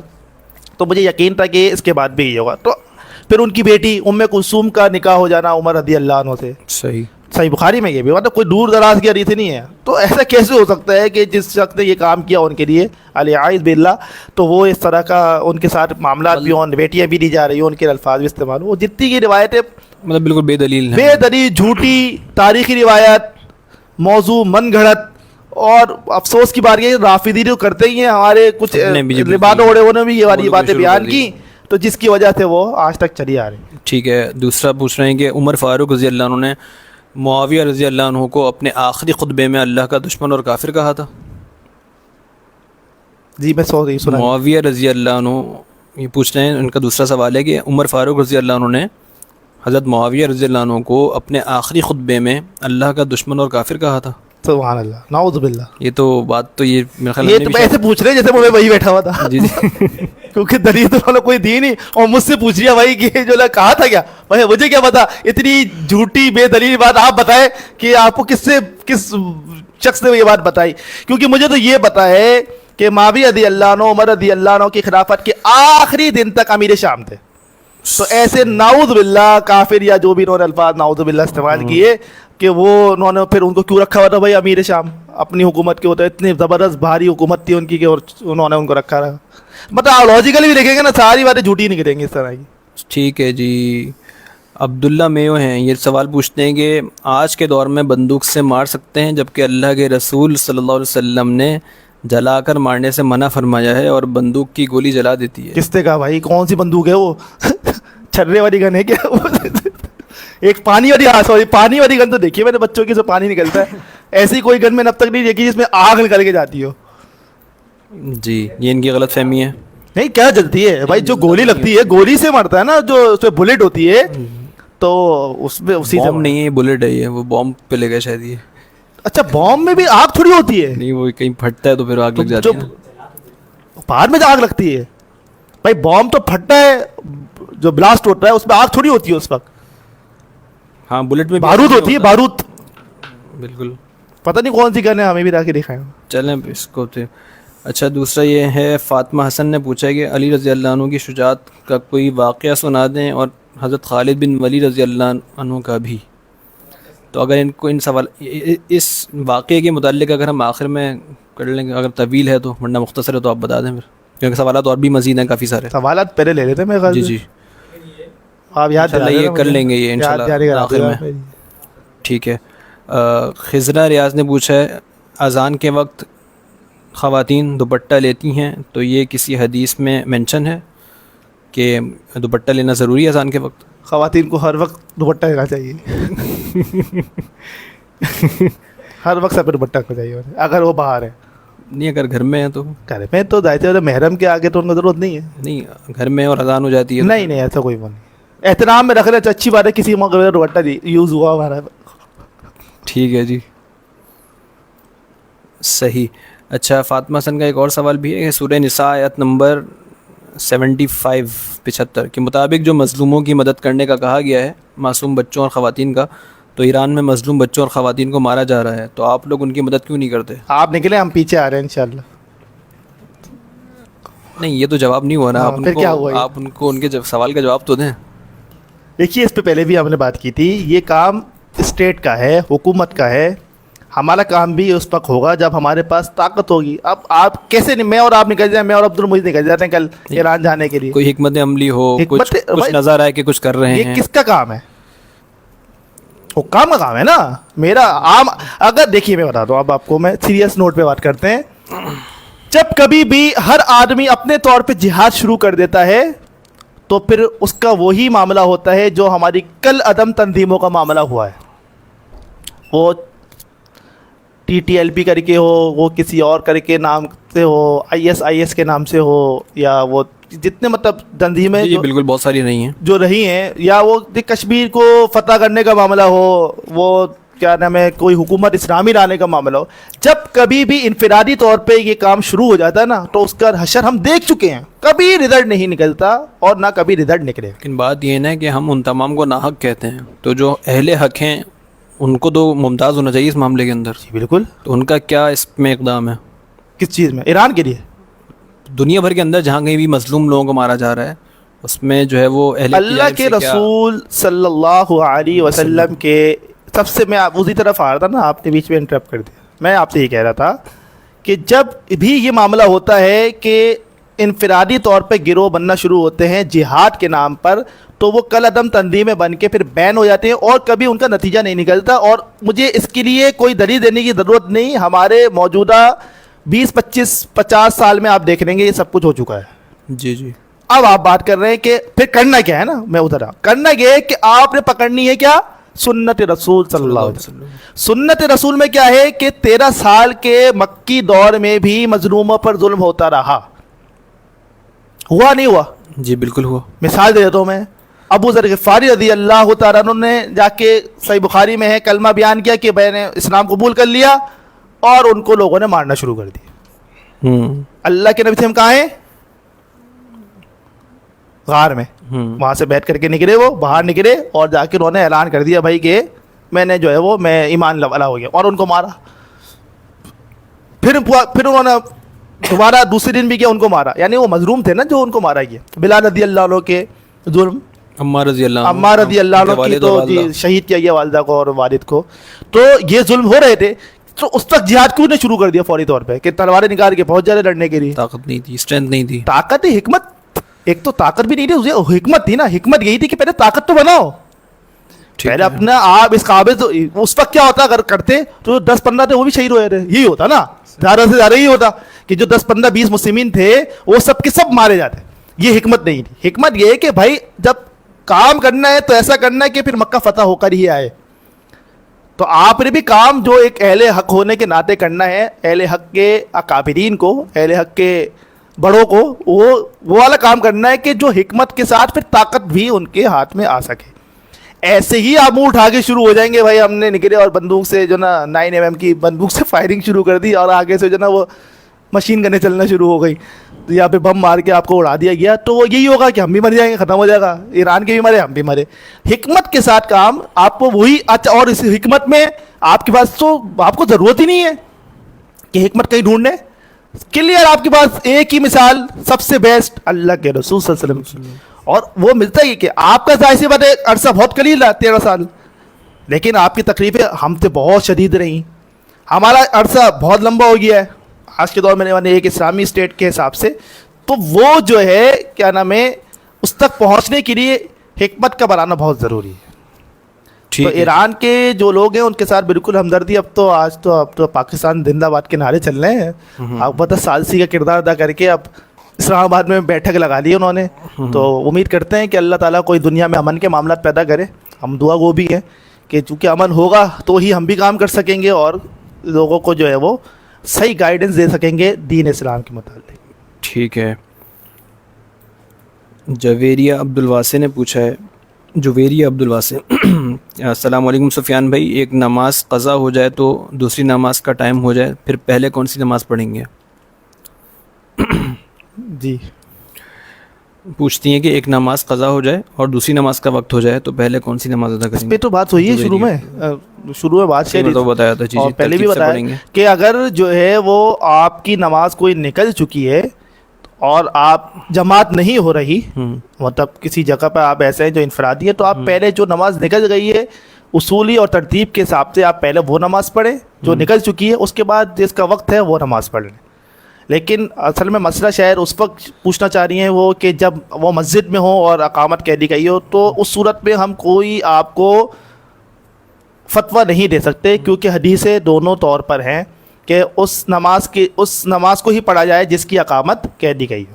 ٹھیک ہے. تو اگر آپ مسجد میں اور جو نماز کی اقامت ہو گئی ہے تو جو جماعت ہو رہی ہے لا محالہ آپ کو اس میں شامل ہونا پڑے گا.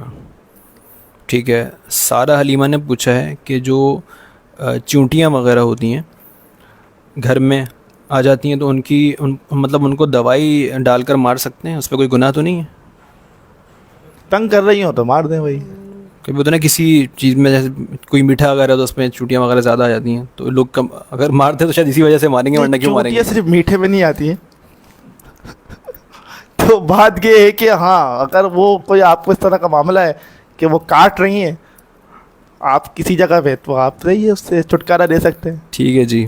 بس کیونکہ وہ مجھے اب وہ بڑا اچھا واقعہ سلیمان علیہ السلام کو یاد آتا ہے. جی جی جی. کہ وہ جب چاہ رہے تھے وہ اللہ نے ان کو قدرت دی تھی, تو انہوں نے کہا بھائی اے چونٹی اندر ہو جاؤ, کہیں جو ہے نا سلیمان اور ان کا لشکر جو ہے وہ کچلنا دے دو۔ تو میں روڈ نہ ڈالے. اب وہ سبحان اللہ وہ سن سکتے تھے, وہ مسکرائے بھی رک گئے, اللہ کا شکر ادا کیا کہ میں سن سکتا ہوں ان کی یہ زبان. تو یہ ہے کہ اگر آپ بچا سکتے ہیں ان کو تو بچا لیں. ٹھیک ہے جی. کلثوم ریاض صاحب کا سوال ہے کہ اگر کوئی شخص ایسی جگہ جاب کرتا ہو جہاں انہیں نماز کے لیے صرف 10 منٹ کا وقت دیا جائے تو کیا ایسی صورتحال میں تیمم کر کے یا مختصر یا 2 نمازوں کو جمع کر کے جمع سوری کر کے نماز پڑھ سکتے ہیں؟ بھائی آپ کا فیصلہ ہے, آپ دیکھ لیجیے, اس میں ہم کیا کہیں. اب آپ کو 10 منٹ ایسی کون سی خطرناک جگہ جاب ہو رہی ہے کہ جو 10 منٹ دیتے ہیں بھائی؟ اگر مسلمانوں کے ساتھ جو آپ کر پاکستان رہے میں ہیں اگر ہیں تو تب تو ہاں کم از کم یہاں تو ایسا نہیں ہے, اور مڈل ایسٹ میں بھی نہیں ہے. جی جی. اور بلکہ میں نے تو جو سنا ہے, ایسی بات ہے, تجربہ تو نہیں ہے اس چیز کا, لیکن وہ یہ کہ یورپ میں بھی بڑے اس چیز کا خیال کیا جاتا ہے, بڑا احترام کیا رمضان کے موقع بڑا خیال کیا جاتا ہے, جو لوگ یعنی کہ جو مسلم ہوتے ہیں ان کے لیے یا نماز کے لیے. تو اس کا میں کیا کہہ سکتا ہوں. اب آپ کو اگر واقعی میں ایسا ہی معاملہ ہے کہ 10 منٹ ہی ہیں اور آپ نہیں کر سکتے, تو بس یہ تو آپ کا اور آپ کے رب کا معاملہ ہے, ٹھیک ہے ایک جی. خاص معاملہ ہے, اس پہ کیا دلیل دی جائے موم کے لیے. دوسرا سوال پوچھا انہوں نے کہ اگر کسی عورت نے وضو کر کے لپسٹک لگا لی ہو تو کیا وہ لپسٹک کے ساتھ نماز پڑھ سکتی ہیں؟ کس کو فرشتوں کو دکھانے پلان لگ رہا ہے تو کہ پہلے وضو کیا پھر لپسٹک لگائی. سادگی سے نماز ادا کریں بھائی, سادگی سے نماز. وہاں پہ بھی ایک واحد موقع ہے کہ جہاں منہ دھل جاتا ہے آپ کا, تو وہاں پہ بھی آپ نے منہ دھونے کے بعد یہ کام کر لینا ہے. تو بہتر یہی ہے کہ اللہ کے آگے کھڑے ہو, سادگی کے ساتھ کھڑے ہو, اللہ کو آپ کا سارا حسن پتہ ہے. ٹھیک ہے جی. سارا حلیمہ کا ایک اور سوال ہے کہ اگر نماز جمع ہے تو جس وقت کا وقت ہے وہ اینڈ ہے تو کیا پہلے وہ پڑھ سکتے ہیں؟ یہ تو وہی ابھی سوال ہوا ہے, دوبارہ انہوں نے دوسرے الفاظ میں وہ سوال بس کیا. وہ ابھی سوال ہوا ہے. ٹھیک ہے. اچھا, میرا نام عبداللہ ہے, کیا حویلی کے لیے یا گھر کے لیے کتا رکھ سکتے ہیں, اور اگر رکھنا ہو تو باہر یا گھر کے اندر رکھیں؟ گھر سے باہر حفاظت کے لیے آپ کتا رکھ سکتے ہیں. شوقیہ اپنے گھر میں آپ کتا نہیں پال سکتے. ٹھیک ہے. جو کتا پالنے کے لیے وہی مویشیوں کی حفاظت کی جو ہوتا ہے نا, آپ نے دیکھا ہی ہوگا, جو جی جی. ان کو ایک اس پہ چڑھا کے رکھتا ہے ریوڑ کو, جی جی. وہاں کے لیے عادت ہے. شکاری کتا شکار کے لیے کر سکتے ہیں. رکھنے کی عادت, اور نگرانی کے لیے. صحیح. تو اگر آپ کا اتنا بڑا کوئی گھر ہے جو ایسا احاطہ ہے کہ آپ اس پہ ایسے جو لان وغیرہ ٹائپ ہوتا ہے, تو اگر آپ وہ واقعتاً آپ کا کتا نگرانی کے لیے ہے. ہاں. باقی شوقیہ طور پہ کتا پالنا ایسا ہے, صحیح بخاری میں ہے کہ جس نے پالا تو گویا کہ اس کے نامہ اعمال میں نیکیوں میں سے 1 کی رات روزانہ ختم ہو جائیں گے بھائی, اور 1 کی رات ہے 1 احد پہاڑ کے برابر. تو اتنی تو نیکیاں نہیں ہوں گی جتنی جو نا وہ کتا لے جائے گا. شکار کے لیے پال سکتے ہیں. شکار کے لیے پھر وہ مطلب کتے کے ذریعے شکار کروایا جاتا ہے. جی جی جی. قرآن مجید میں یہ ایسی مطلب اتنی کیا کہتے ہیں ضروری بات ہے, کیونکہ اس دور کا یہ طریقہ بھی ہوگا تھا, بلکہ تبھی قرآن مجید میں اس کو سورہ مائدہ میں اللہ نے ان شکاری کتوں کی صفت بیان کی ہے, بتایا ہے. ٹھیک ہے. کہ جو سدائے ہوئے کتے ہوتے ہیں اور اس پہ تم اللہ کا نام پڑھ کے چھوڑتے ہو, پورا قرآن مجید نے بتایا, وہ جا کے اگر پکڑے اس کو اپنے جبڑوں سے پکڑے, صحیح, یعنی کہ اس پہ اپنے دانت نہ مارے, نہ گاڑے. صحیح. ہاں, یعنی کہ وہ پکڑ کے رکھے تو گویا کہ اس نے تمہارے لیے روکا ہے. صحیح. اگر وہ دانت گاڑ دے, زخمی کر دے, تو اس نے پھر اپنے لیے پکڑا ہے. وہ اتنا زبردست قرآن مجید نے سکھایا ہے.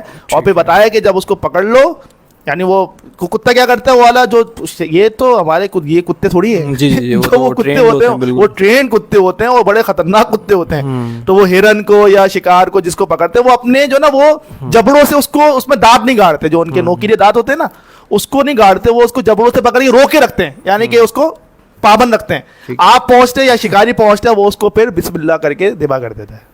تو اگر وہ ذبح کر لیا جائے گا تو پھر وہ, اور اس پہ دانت نہ گڑے ہوں. تو یہ تو اتنی مطلب ضروری اہم بات ہے کہ اس کو قرآن میں استعمال کیا اللہ قرآن بتایا. صحیح ہے. عبداللہ صاحب کا ہی دوسرا سوال ہے کہ پوچھتے ہیں کہ کیا لوڈو کھیلنا جائز ہے شرط کے ساتھ یا جائز کیوں؟ ہاں, شرط کے ساتھ تو بھائی کرکٹ کھیلنا بھی جائز نہیں ہے.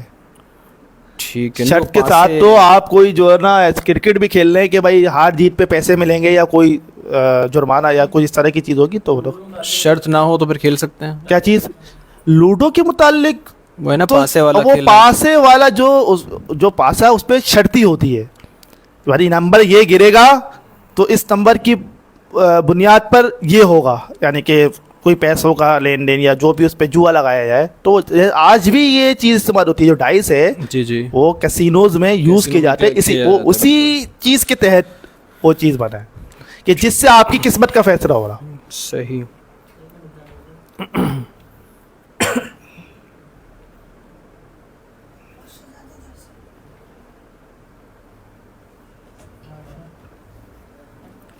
کریں بھائی بیٹھے. محمد آصف صاحب کا ایک سوال ہے, پوچھتے ہیں کہ فجر کی نماز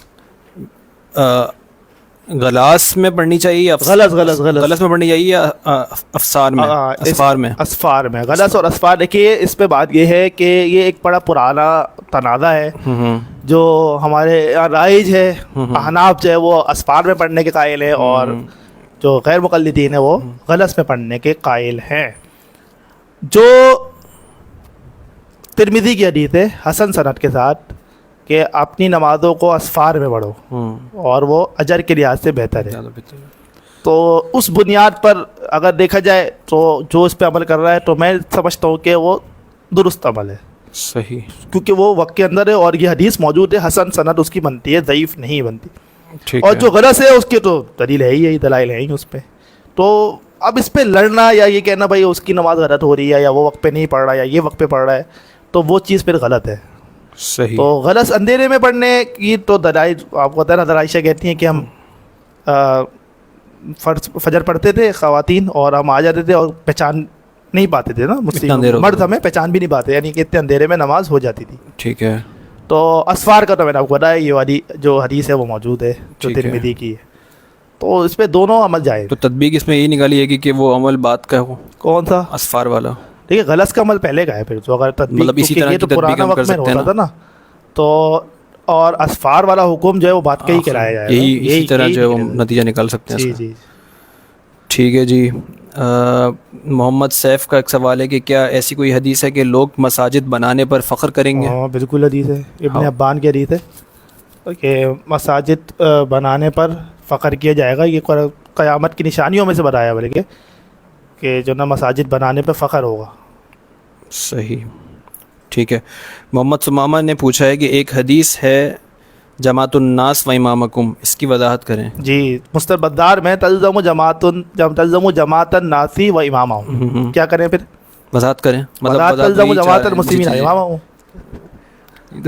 مستر بدار میں تلزم جماعت الناس و امامہم اور صحیح بخاری میں تلزم جماعت المسلمین و امامہم. ہو گئی وضاحت؟ نہیں ہوئی, مزید کر دیں. کیا رہ گیا آپ بتائیں.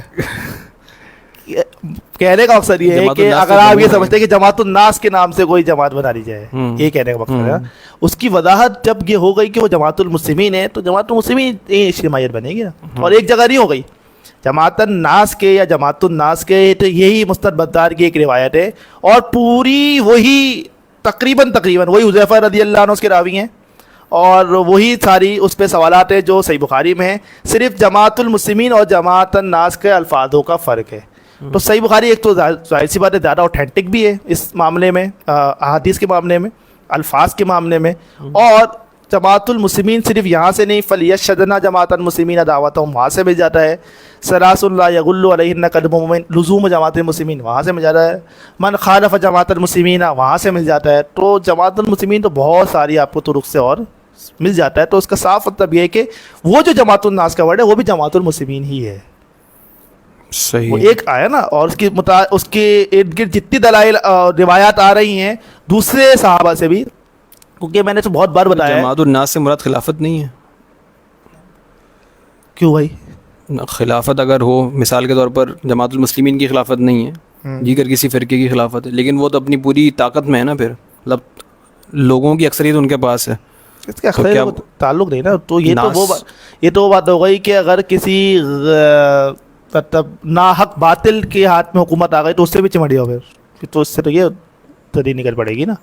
ایسا نہیں ہے. تو جماعت الناس یہ تو پھر وہ کہیں گے اگر آپ جماعت الناس کو خلافت سمجھو, جماعت المسلمین کو خلافت کیوں, یہ پھڈا ہی سارا اسی پہ, لڑائی ساری اسی پہ. تو وہ چیز نہیں ہے.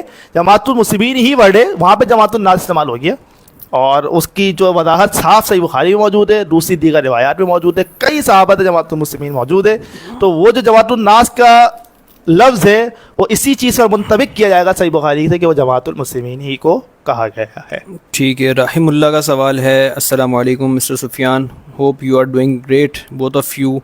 آپ نے ایک سوال کے جواب میں کہا ہے کہ ہمارے پاس حکومت نہیں, یہ بتائیے آپ نے حکومت حاصل کرنے کے لیے کون سا رول پلے کیا؟ If you have solid answer, please go and briefly explain it. And if I have not solid answer, then what should I do? پھر بھی بتا دیجیے آپ. تو پھر یہ تو کوئی بات ہوئی نا, solid ہو یا حکمتاً جواب دے دیں. دیکھیے بات یہ ہے, حکومت حاصل کرنے کے لیے جو کام کرنا ہے یا کیا جانا چاہیے وہ میں نے آپ کو جیسے پہلے کہا وہ ایک عام آدمی کا کام نہیں ہے وہ انہی کا کام ہے کہ جو حکام ہوں گے, جو عمرہ ہوں گے, جو عہدوں پر ہوں گے, جن کے ہاتھ میں اس چیز کی پلاننگ ہے کہ انہوں نے کس طریقے سے اجتماعیت یا اسلام کو ترقی فراہم کرنی ہے. اگر آپ اس سے ایک جماعت المسلمین کے رکن کی حیثیت سے پوچھنا چاہتے ہیں کہ یہ کام ہم نے کیسے کیا یا کرنا چاہتے ہیں تو اس کی بالکل اسٹریٹجی موجود ہے, اور اس کی سب سے بہترین اور بنیادی اسٹریٹجی یہی ہے کہ قرآن مجید کی اس آیت پر عمل کیا جائے اور کروایا جائے کہ وَاعْتَصِمُوا بِحَبْلِ اللَّهِ جَمِيعًا وَلَا تَفَرَّقُوا, کہ ہم سب مل کر ایک اجتماعیت بن جائیں اور تفرقے بازی نہ کریں.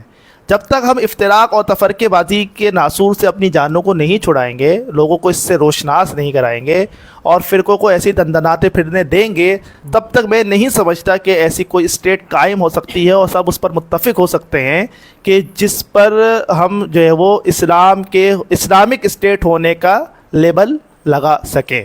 کیونکہ اگر آپ دیکھیں گے دنیا میں ایک چیز ہوئی ہیں اور وہ پھر ناکام ہوئی ہیں, بلکہ ابھی تو افغانستان میں بھی کہنے کو خلافت موجود ہے جبکہ وہ ایک اسلامک اسٹیٹ نہیں ہے. کہنے کو تو ایران بھی ایک اسلامک اسٹیٹ ہے کہنے کو, اور وغیرہ اس پر جو ہے باقاعدہ یعنی کہ شریعت نافذ ہے ان کے حوالے, ان کی جو شریعت ہے. تو اس طرح سے اگر ہم سمجھتے ہیں کہ اسٹیٹ آ جائے گی تو ایسے تو اسٹیٹ کبھی بھی نہیں آئے گی. جماعت المسلمین کی جو اس میں دعوت یا اسٹریٹجی ہے وہ ایک تو بہتر وہی کر سکتے ہیں یا بتا سکتے ہیں یا عمل کروا سکتے ہیں کہ جو عہدوں پر موجود ہوں, جو حکام ہوں. لیکن ایک رکن جماعت کی حیثیت سے اور آپ کے سوال کے جواب کی حیثیت سے میں یہی سمجھتا ہوں کہ ہمارا کام یہی ہے کہ ہم لوگوں کو حق بات کی طرف راغب کریں, لوگوں کو حق بات بتائیں. اب تو مجھے بڑا بہتر ماحول اور معاملہ نظر آتا ہے خاص طور پر میری نوجوان نسل میں, یوتھ میں, کیا وہ ریفرنس مانگتے ہیں. جی جی بالکل, ریفرنس سے سوال کرتے ہیں, کسی کی بات پہ آنکھیں بند کر کے عمل نہیں کر لیتے. جیسے کہ پہلے ہوتا تھا کہ عالم سے سوال کرنا بھی محال ہوتا تھا, قرآن مجید کو ترجمے کے ساتھ پڑھنے سے منع کیا جاتا تھا, احادیث کی طرف رغبت نہیں دلائی جاتی تھی, جو بات ہوئی بزرگ نے بتایا, بزرگ نے بیان کیا, یہ کہہ کر چھوڑ دیا جاتا تھا. تو اب وہ چیزیں آہستہ آہستہ آہستہ آہستہ ختم ہو رہی ہیں, کم ہو رہی ہیں. دلائل کے ساتھ بات کرنے کی کوشش کی جاتی ہے, یا جو نہیں کرتا تو اس کو جو نا وہ سی آف کر کے لوگ جو ہے وہ دوسری طرف جاتے ہیں کہ جو دلائل سے بتا رہے ہوں, جو ریفرنس کے ساتھ بتا رہے ہوں. تو یہ کام تو جماعت المسلمین نے شروع کیا ہی ہے, اور یہ بھی ایک جہاد ہے.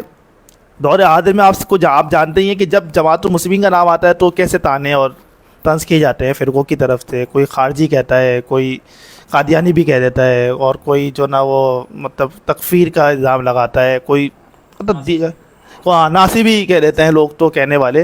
تو یہ بھی ایک جہاد ہے کہ آپ ان میں رہ کر انہی کے ساتھ اچھے معاملات میں تبلیغ کر رہے ہیں. تو ابھی آپ ایسے ہی سمجھیے جماعت المسلمین اسی دور میں جیسے اللہ کے نبی صلی اللہ علیہ وسلم مکی دور میں تھے.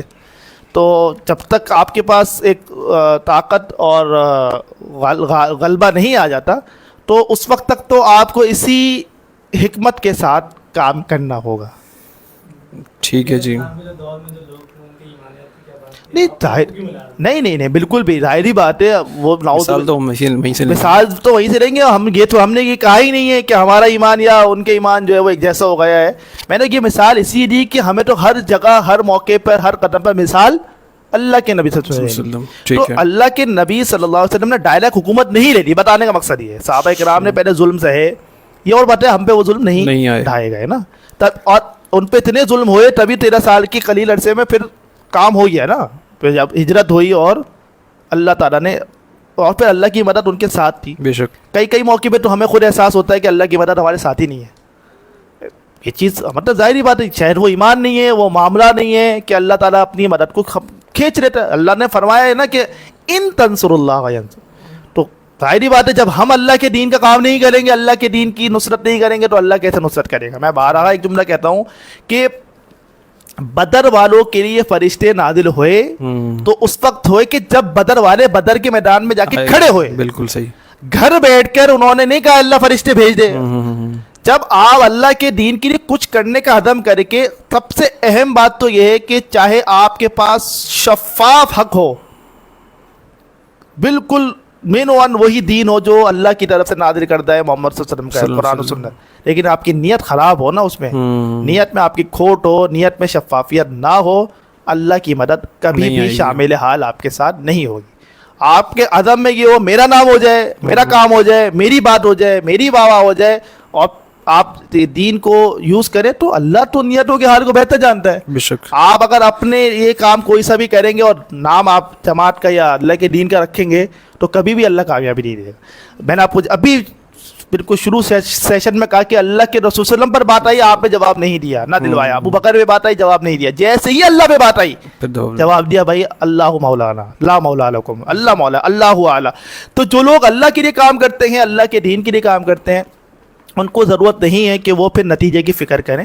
اگر ہم کوشش کر رہے ہیں، آپ کو لگتا ہے کہ بھائی جماعت المسلمین کی کوشش وہ نہیں ہے کہ جو اسٹیٹ کو حاصل کر سکے، لیکن شاید اس وقت کے منافقین اور مشرکین کو بھی یہی لگتا تھا کہ یہ لوگ کبھی غالب نہیں ہوں گے۔ صحیح۔ اور منافقین کی تو واضح ہے نا کہ انہوں نے کہا کیا تم نے نہ تم جنگ پہ جاتے نہ تم قتل ہوتے۔ ہمارے بھائی قرآن مجید میں کہ وہ لوگوں نے کہا کہ نہ یہ نکلتے نہ یہ قتل ہوتے۔ تو ایسے لوگ آج بھی آپ کا حوصلہ پست کریں گے، لیکن آپ کا کام یہ ہے کہ کچھ نہ کرنے سے کچھ تو کرتے رہے نا۔ اگر آپ کے پاس کچھ دین موجود ہے، قرآن و سنت موجود ہے، یہ بہترین کتابیں موجود ہیں، غلطی سے مبرہ تو کوئی شخصیت ہے نہ کوئی کتاب ہے اللہ کی کتاب کے علاوہ، تو آپ کم از کم کوئی چیز پہنچا رہے ہیں۔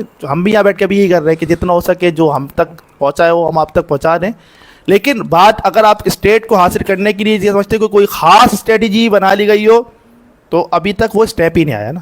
ٹھیک ہے۔ نبی صلی اللہ علیہ وسلم نے پہلے آپ کی کوئی بات لمبی ہو رہی ہے، کیونکہ اللہ کے نبی صلی اللہ علیہ وسلم نے پہلے مدینہ کے مسلمین کو اپنی طرف راغب کیا، انہوں نے اسلام قبول کیا، ایک ماحول بنایا نا، بالکل ٹھیک ہے۔ پھر یہاں کے لوگوں کو وہاں پہ بھیجنا شروع کیا۔ اچھا، اس سے پہلے حبشہ بھیجا، صحیح ہے، ایک ہجرت وہ بھی ہوئی آپ کے علم میں ہوگی۔ بالکل بالکل۔ پھر ان لوگوں کو بھی مدینہ سے ملوایا، مدینہ والوں سے، یہاں سے بھی لوگ گئے، اور سب سے آخر میں آپ گئے ایک لیڈر کی حیثیت سے، یہاں دشمنوں کے گڑھ میں موجود رہے، اور پھر آپ گئے۔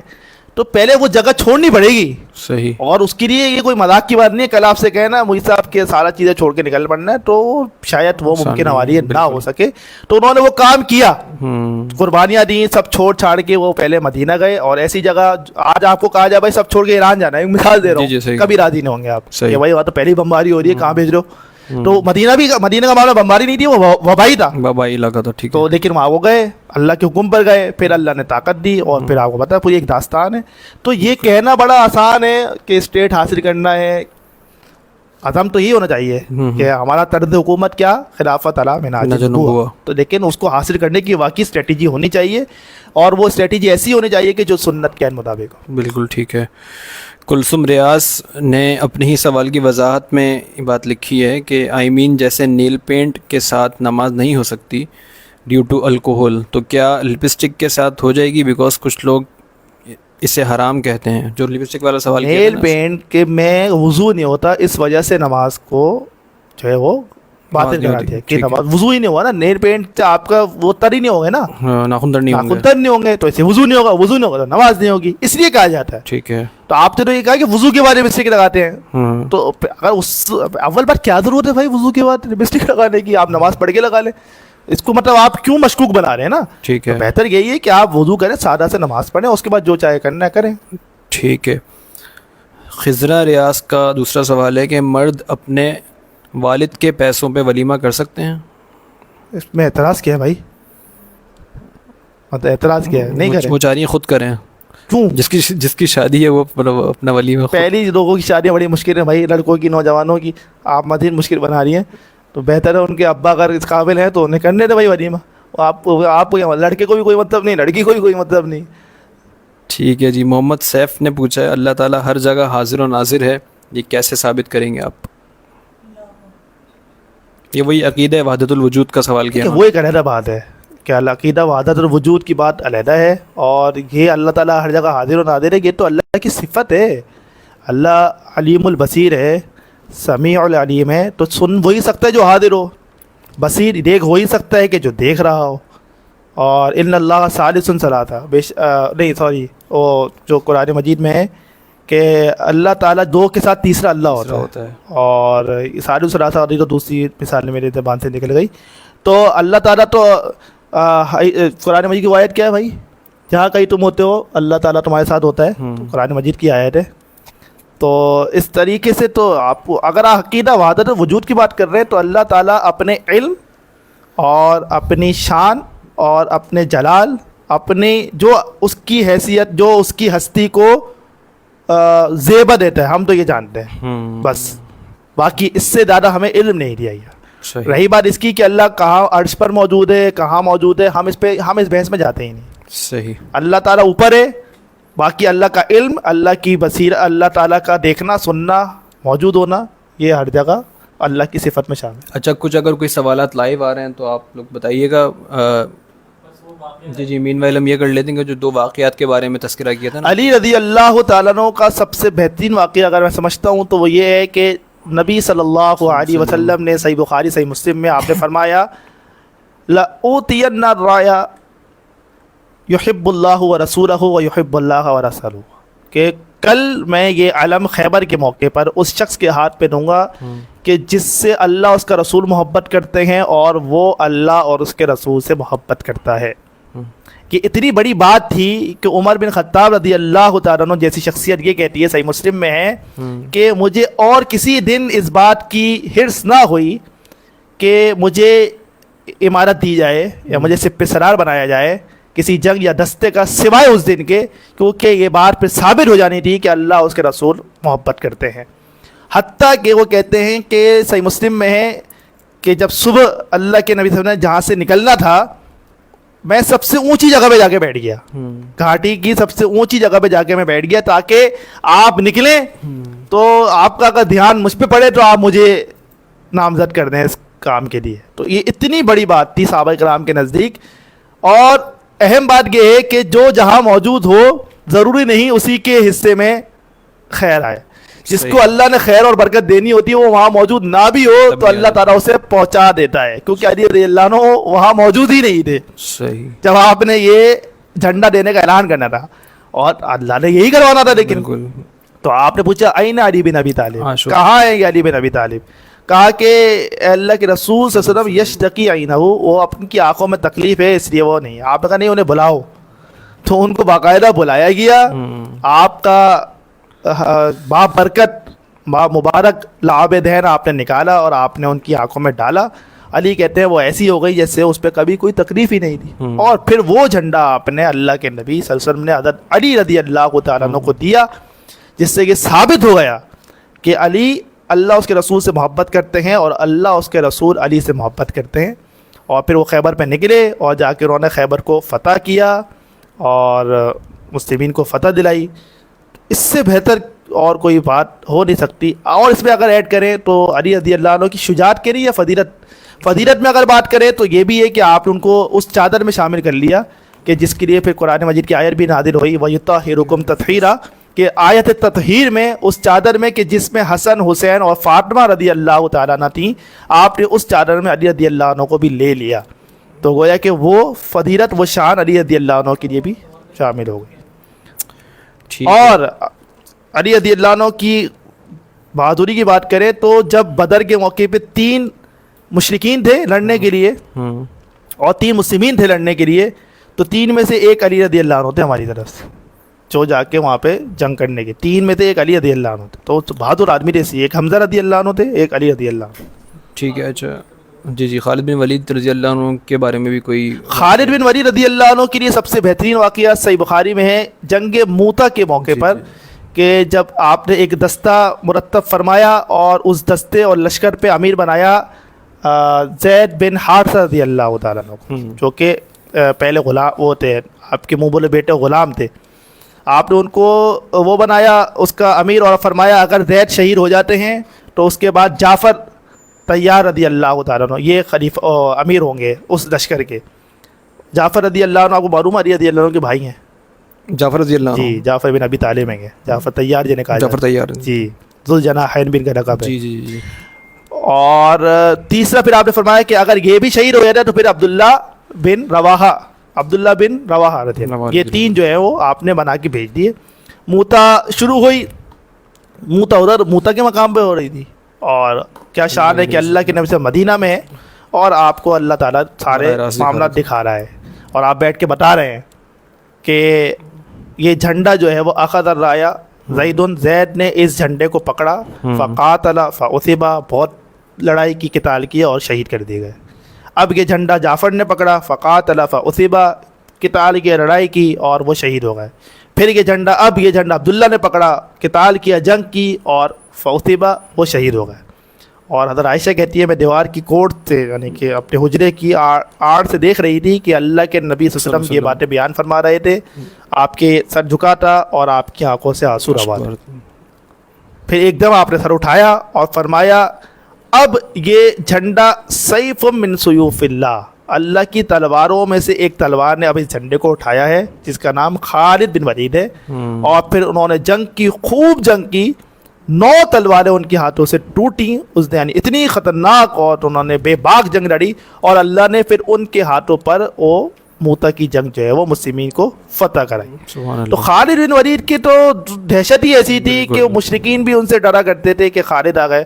اور سب سے اہم بات یہ کہ خالد کو کبھی کسی نے میدان جنگ میں دیر نہیں کیا. خالد بن ولید رضی اللہ عنہ کسی کے ہاتھوں شہید نہ ہو سکے، اور ان کی سب سے زیادہ خواہش تھی اس بات کی کہ وہ اللہ کے راستے میں لڑتے ہوئے قتل کر دی جائے، شہید کر دی جائے. لیکن ان کو بستر پہ ہی موت آئی ان کو، کیونکہ کسی ماں نے ایسا بچہ نہیں جانا تھا جو خالد کو جا کے سیر کر لے. کیونکہ وہ اللہ کی ایک تلوار ہے، سیف اللہ ہے. بالکل. تو یہ خالد بن ولید، یہ لقب اللہ کے نبی صلی اللہ علیہ وسلم نے، جی صحیح بخاری، یہ اسی موقع پہ فرمایا نا آپ نے کہ اللہ کی تلواروں میں سے ایک تلوار نے اس جھنڈے کو اٹھا لیا. ٹھیک ہے. آصف خاکسار کا ایک سوال تھا کہ پوچھتے ہیں کہ 3 میل یا ایک لفظ لکھے انہوں نے فرسخ، جی فرسخ کتنا کلومیٹر ہوتا ہے؟ میں نے بتایا اس پہ تھوڑا سا اختلاف ہے، اس میں کیا فرق ہے دونوں باتوں میں؟ جی میں نے بتایا نا اس پہ 3 عربی میل آپ چیک کر لیں، کیونکہ کچھ لوگ اس کو ایک میل کو 3 کلومیٹر شمار کرتے ہیں، کچھ 9 کلومیٹر تک بھی شمار کرتے ہیں. صحیح ہے. تو جو بہتر آج کا ہو عربی میل آپ اس کے حساب سے کر لیں. ٹھیک ہے. کوئی سوالات نہیں، ایک آخری سوال رہتا ہے وہ ہم کر کے انشاءاللہ مکمل کرتے ہیں. ٹھیک ہے آپ بھیجیں وہ.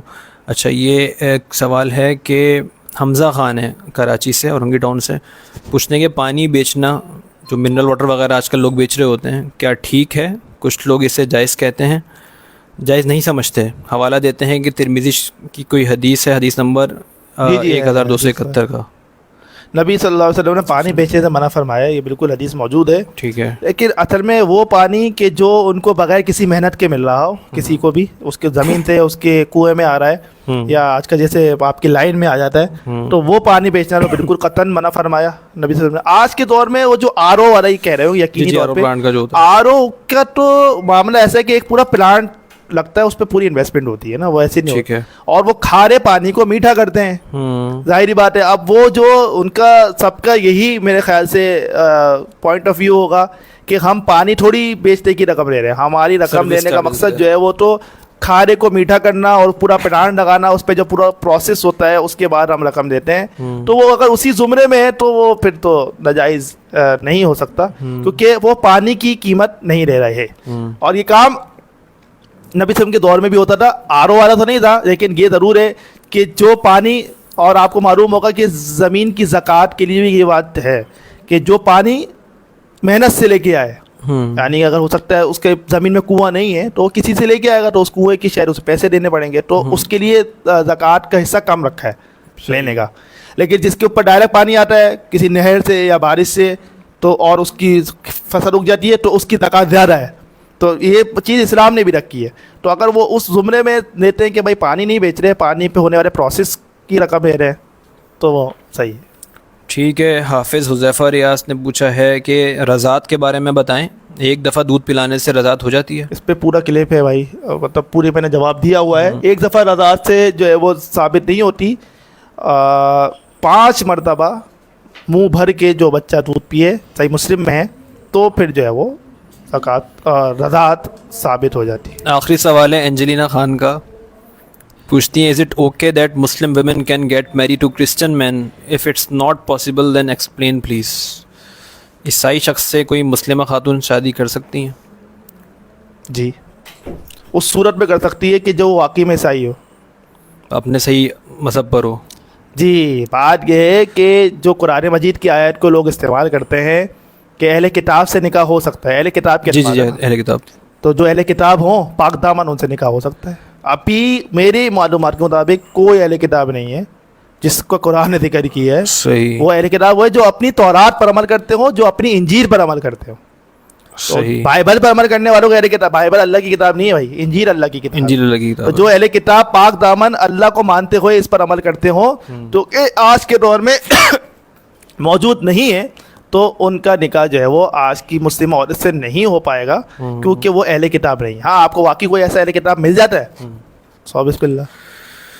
ٹھیک ہے محترم, ہم نے کوشش کی کہ جو سوالات تھے ان کو مکمل کیا جائے اور الحمدللہ ان کو مکمل کیا ہے. اب انشاءاللہ تعالی ہمارے جو الحق کا یہ پیج ہے اس چینل کو بھی آپ لائک کریں, سبسکرائب کریں اور اپنے کمنٹس کے ذریعے ہمیں رسپانس بھی دیا کریں. اور مزید سوالات یوٹیوب پہ بھی ابھی اویلیبل ہے, اب یوٹیوب پر بھی جو ہے وہ اویلیبل ہیں ہم. اور اب انشاءاللہ تعالی جو سیشن ہے وہ 15 دن کے بعد کیا جائے گا. اس کے بارے میں جی اس کے بارے میں جو ہے وہ جو پوسٹ ہے اس کے ذریعے آگاہ کر دیا جائے گا اس کی ٹائم اور ڈیٹ کا انشاءاللہ. ٹھیک ہے جی, جزاک اللہ خیر سفیان صاحب.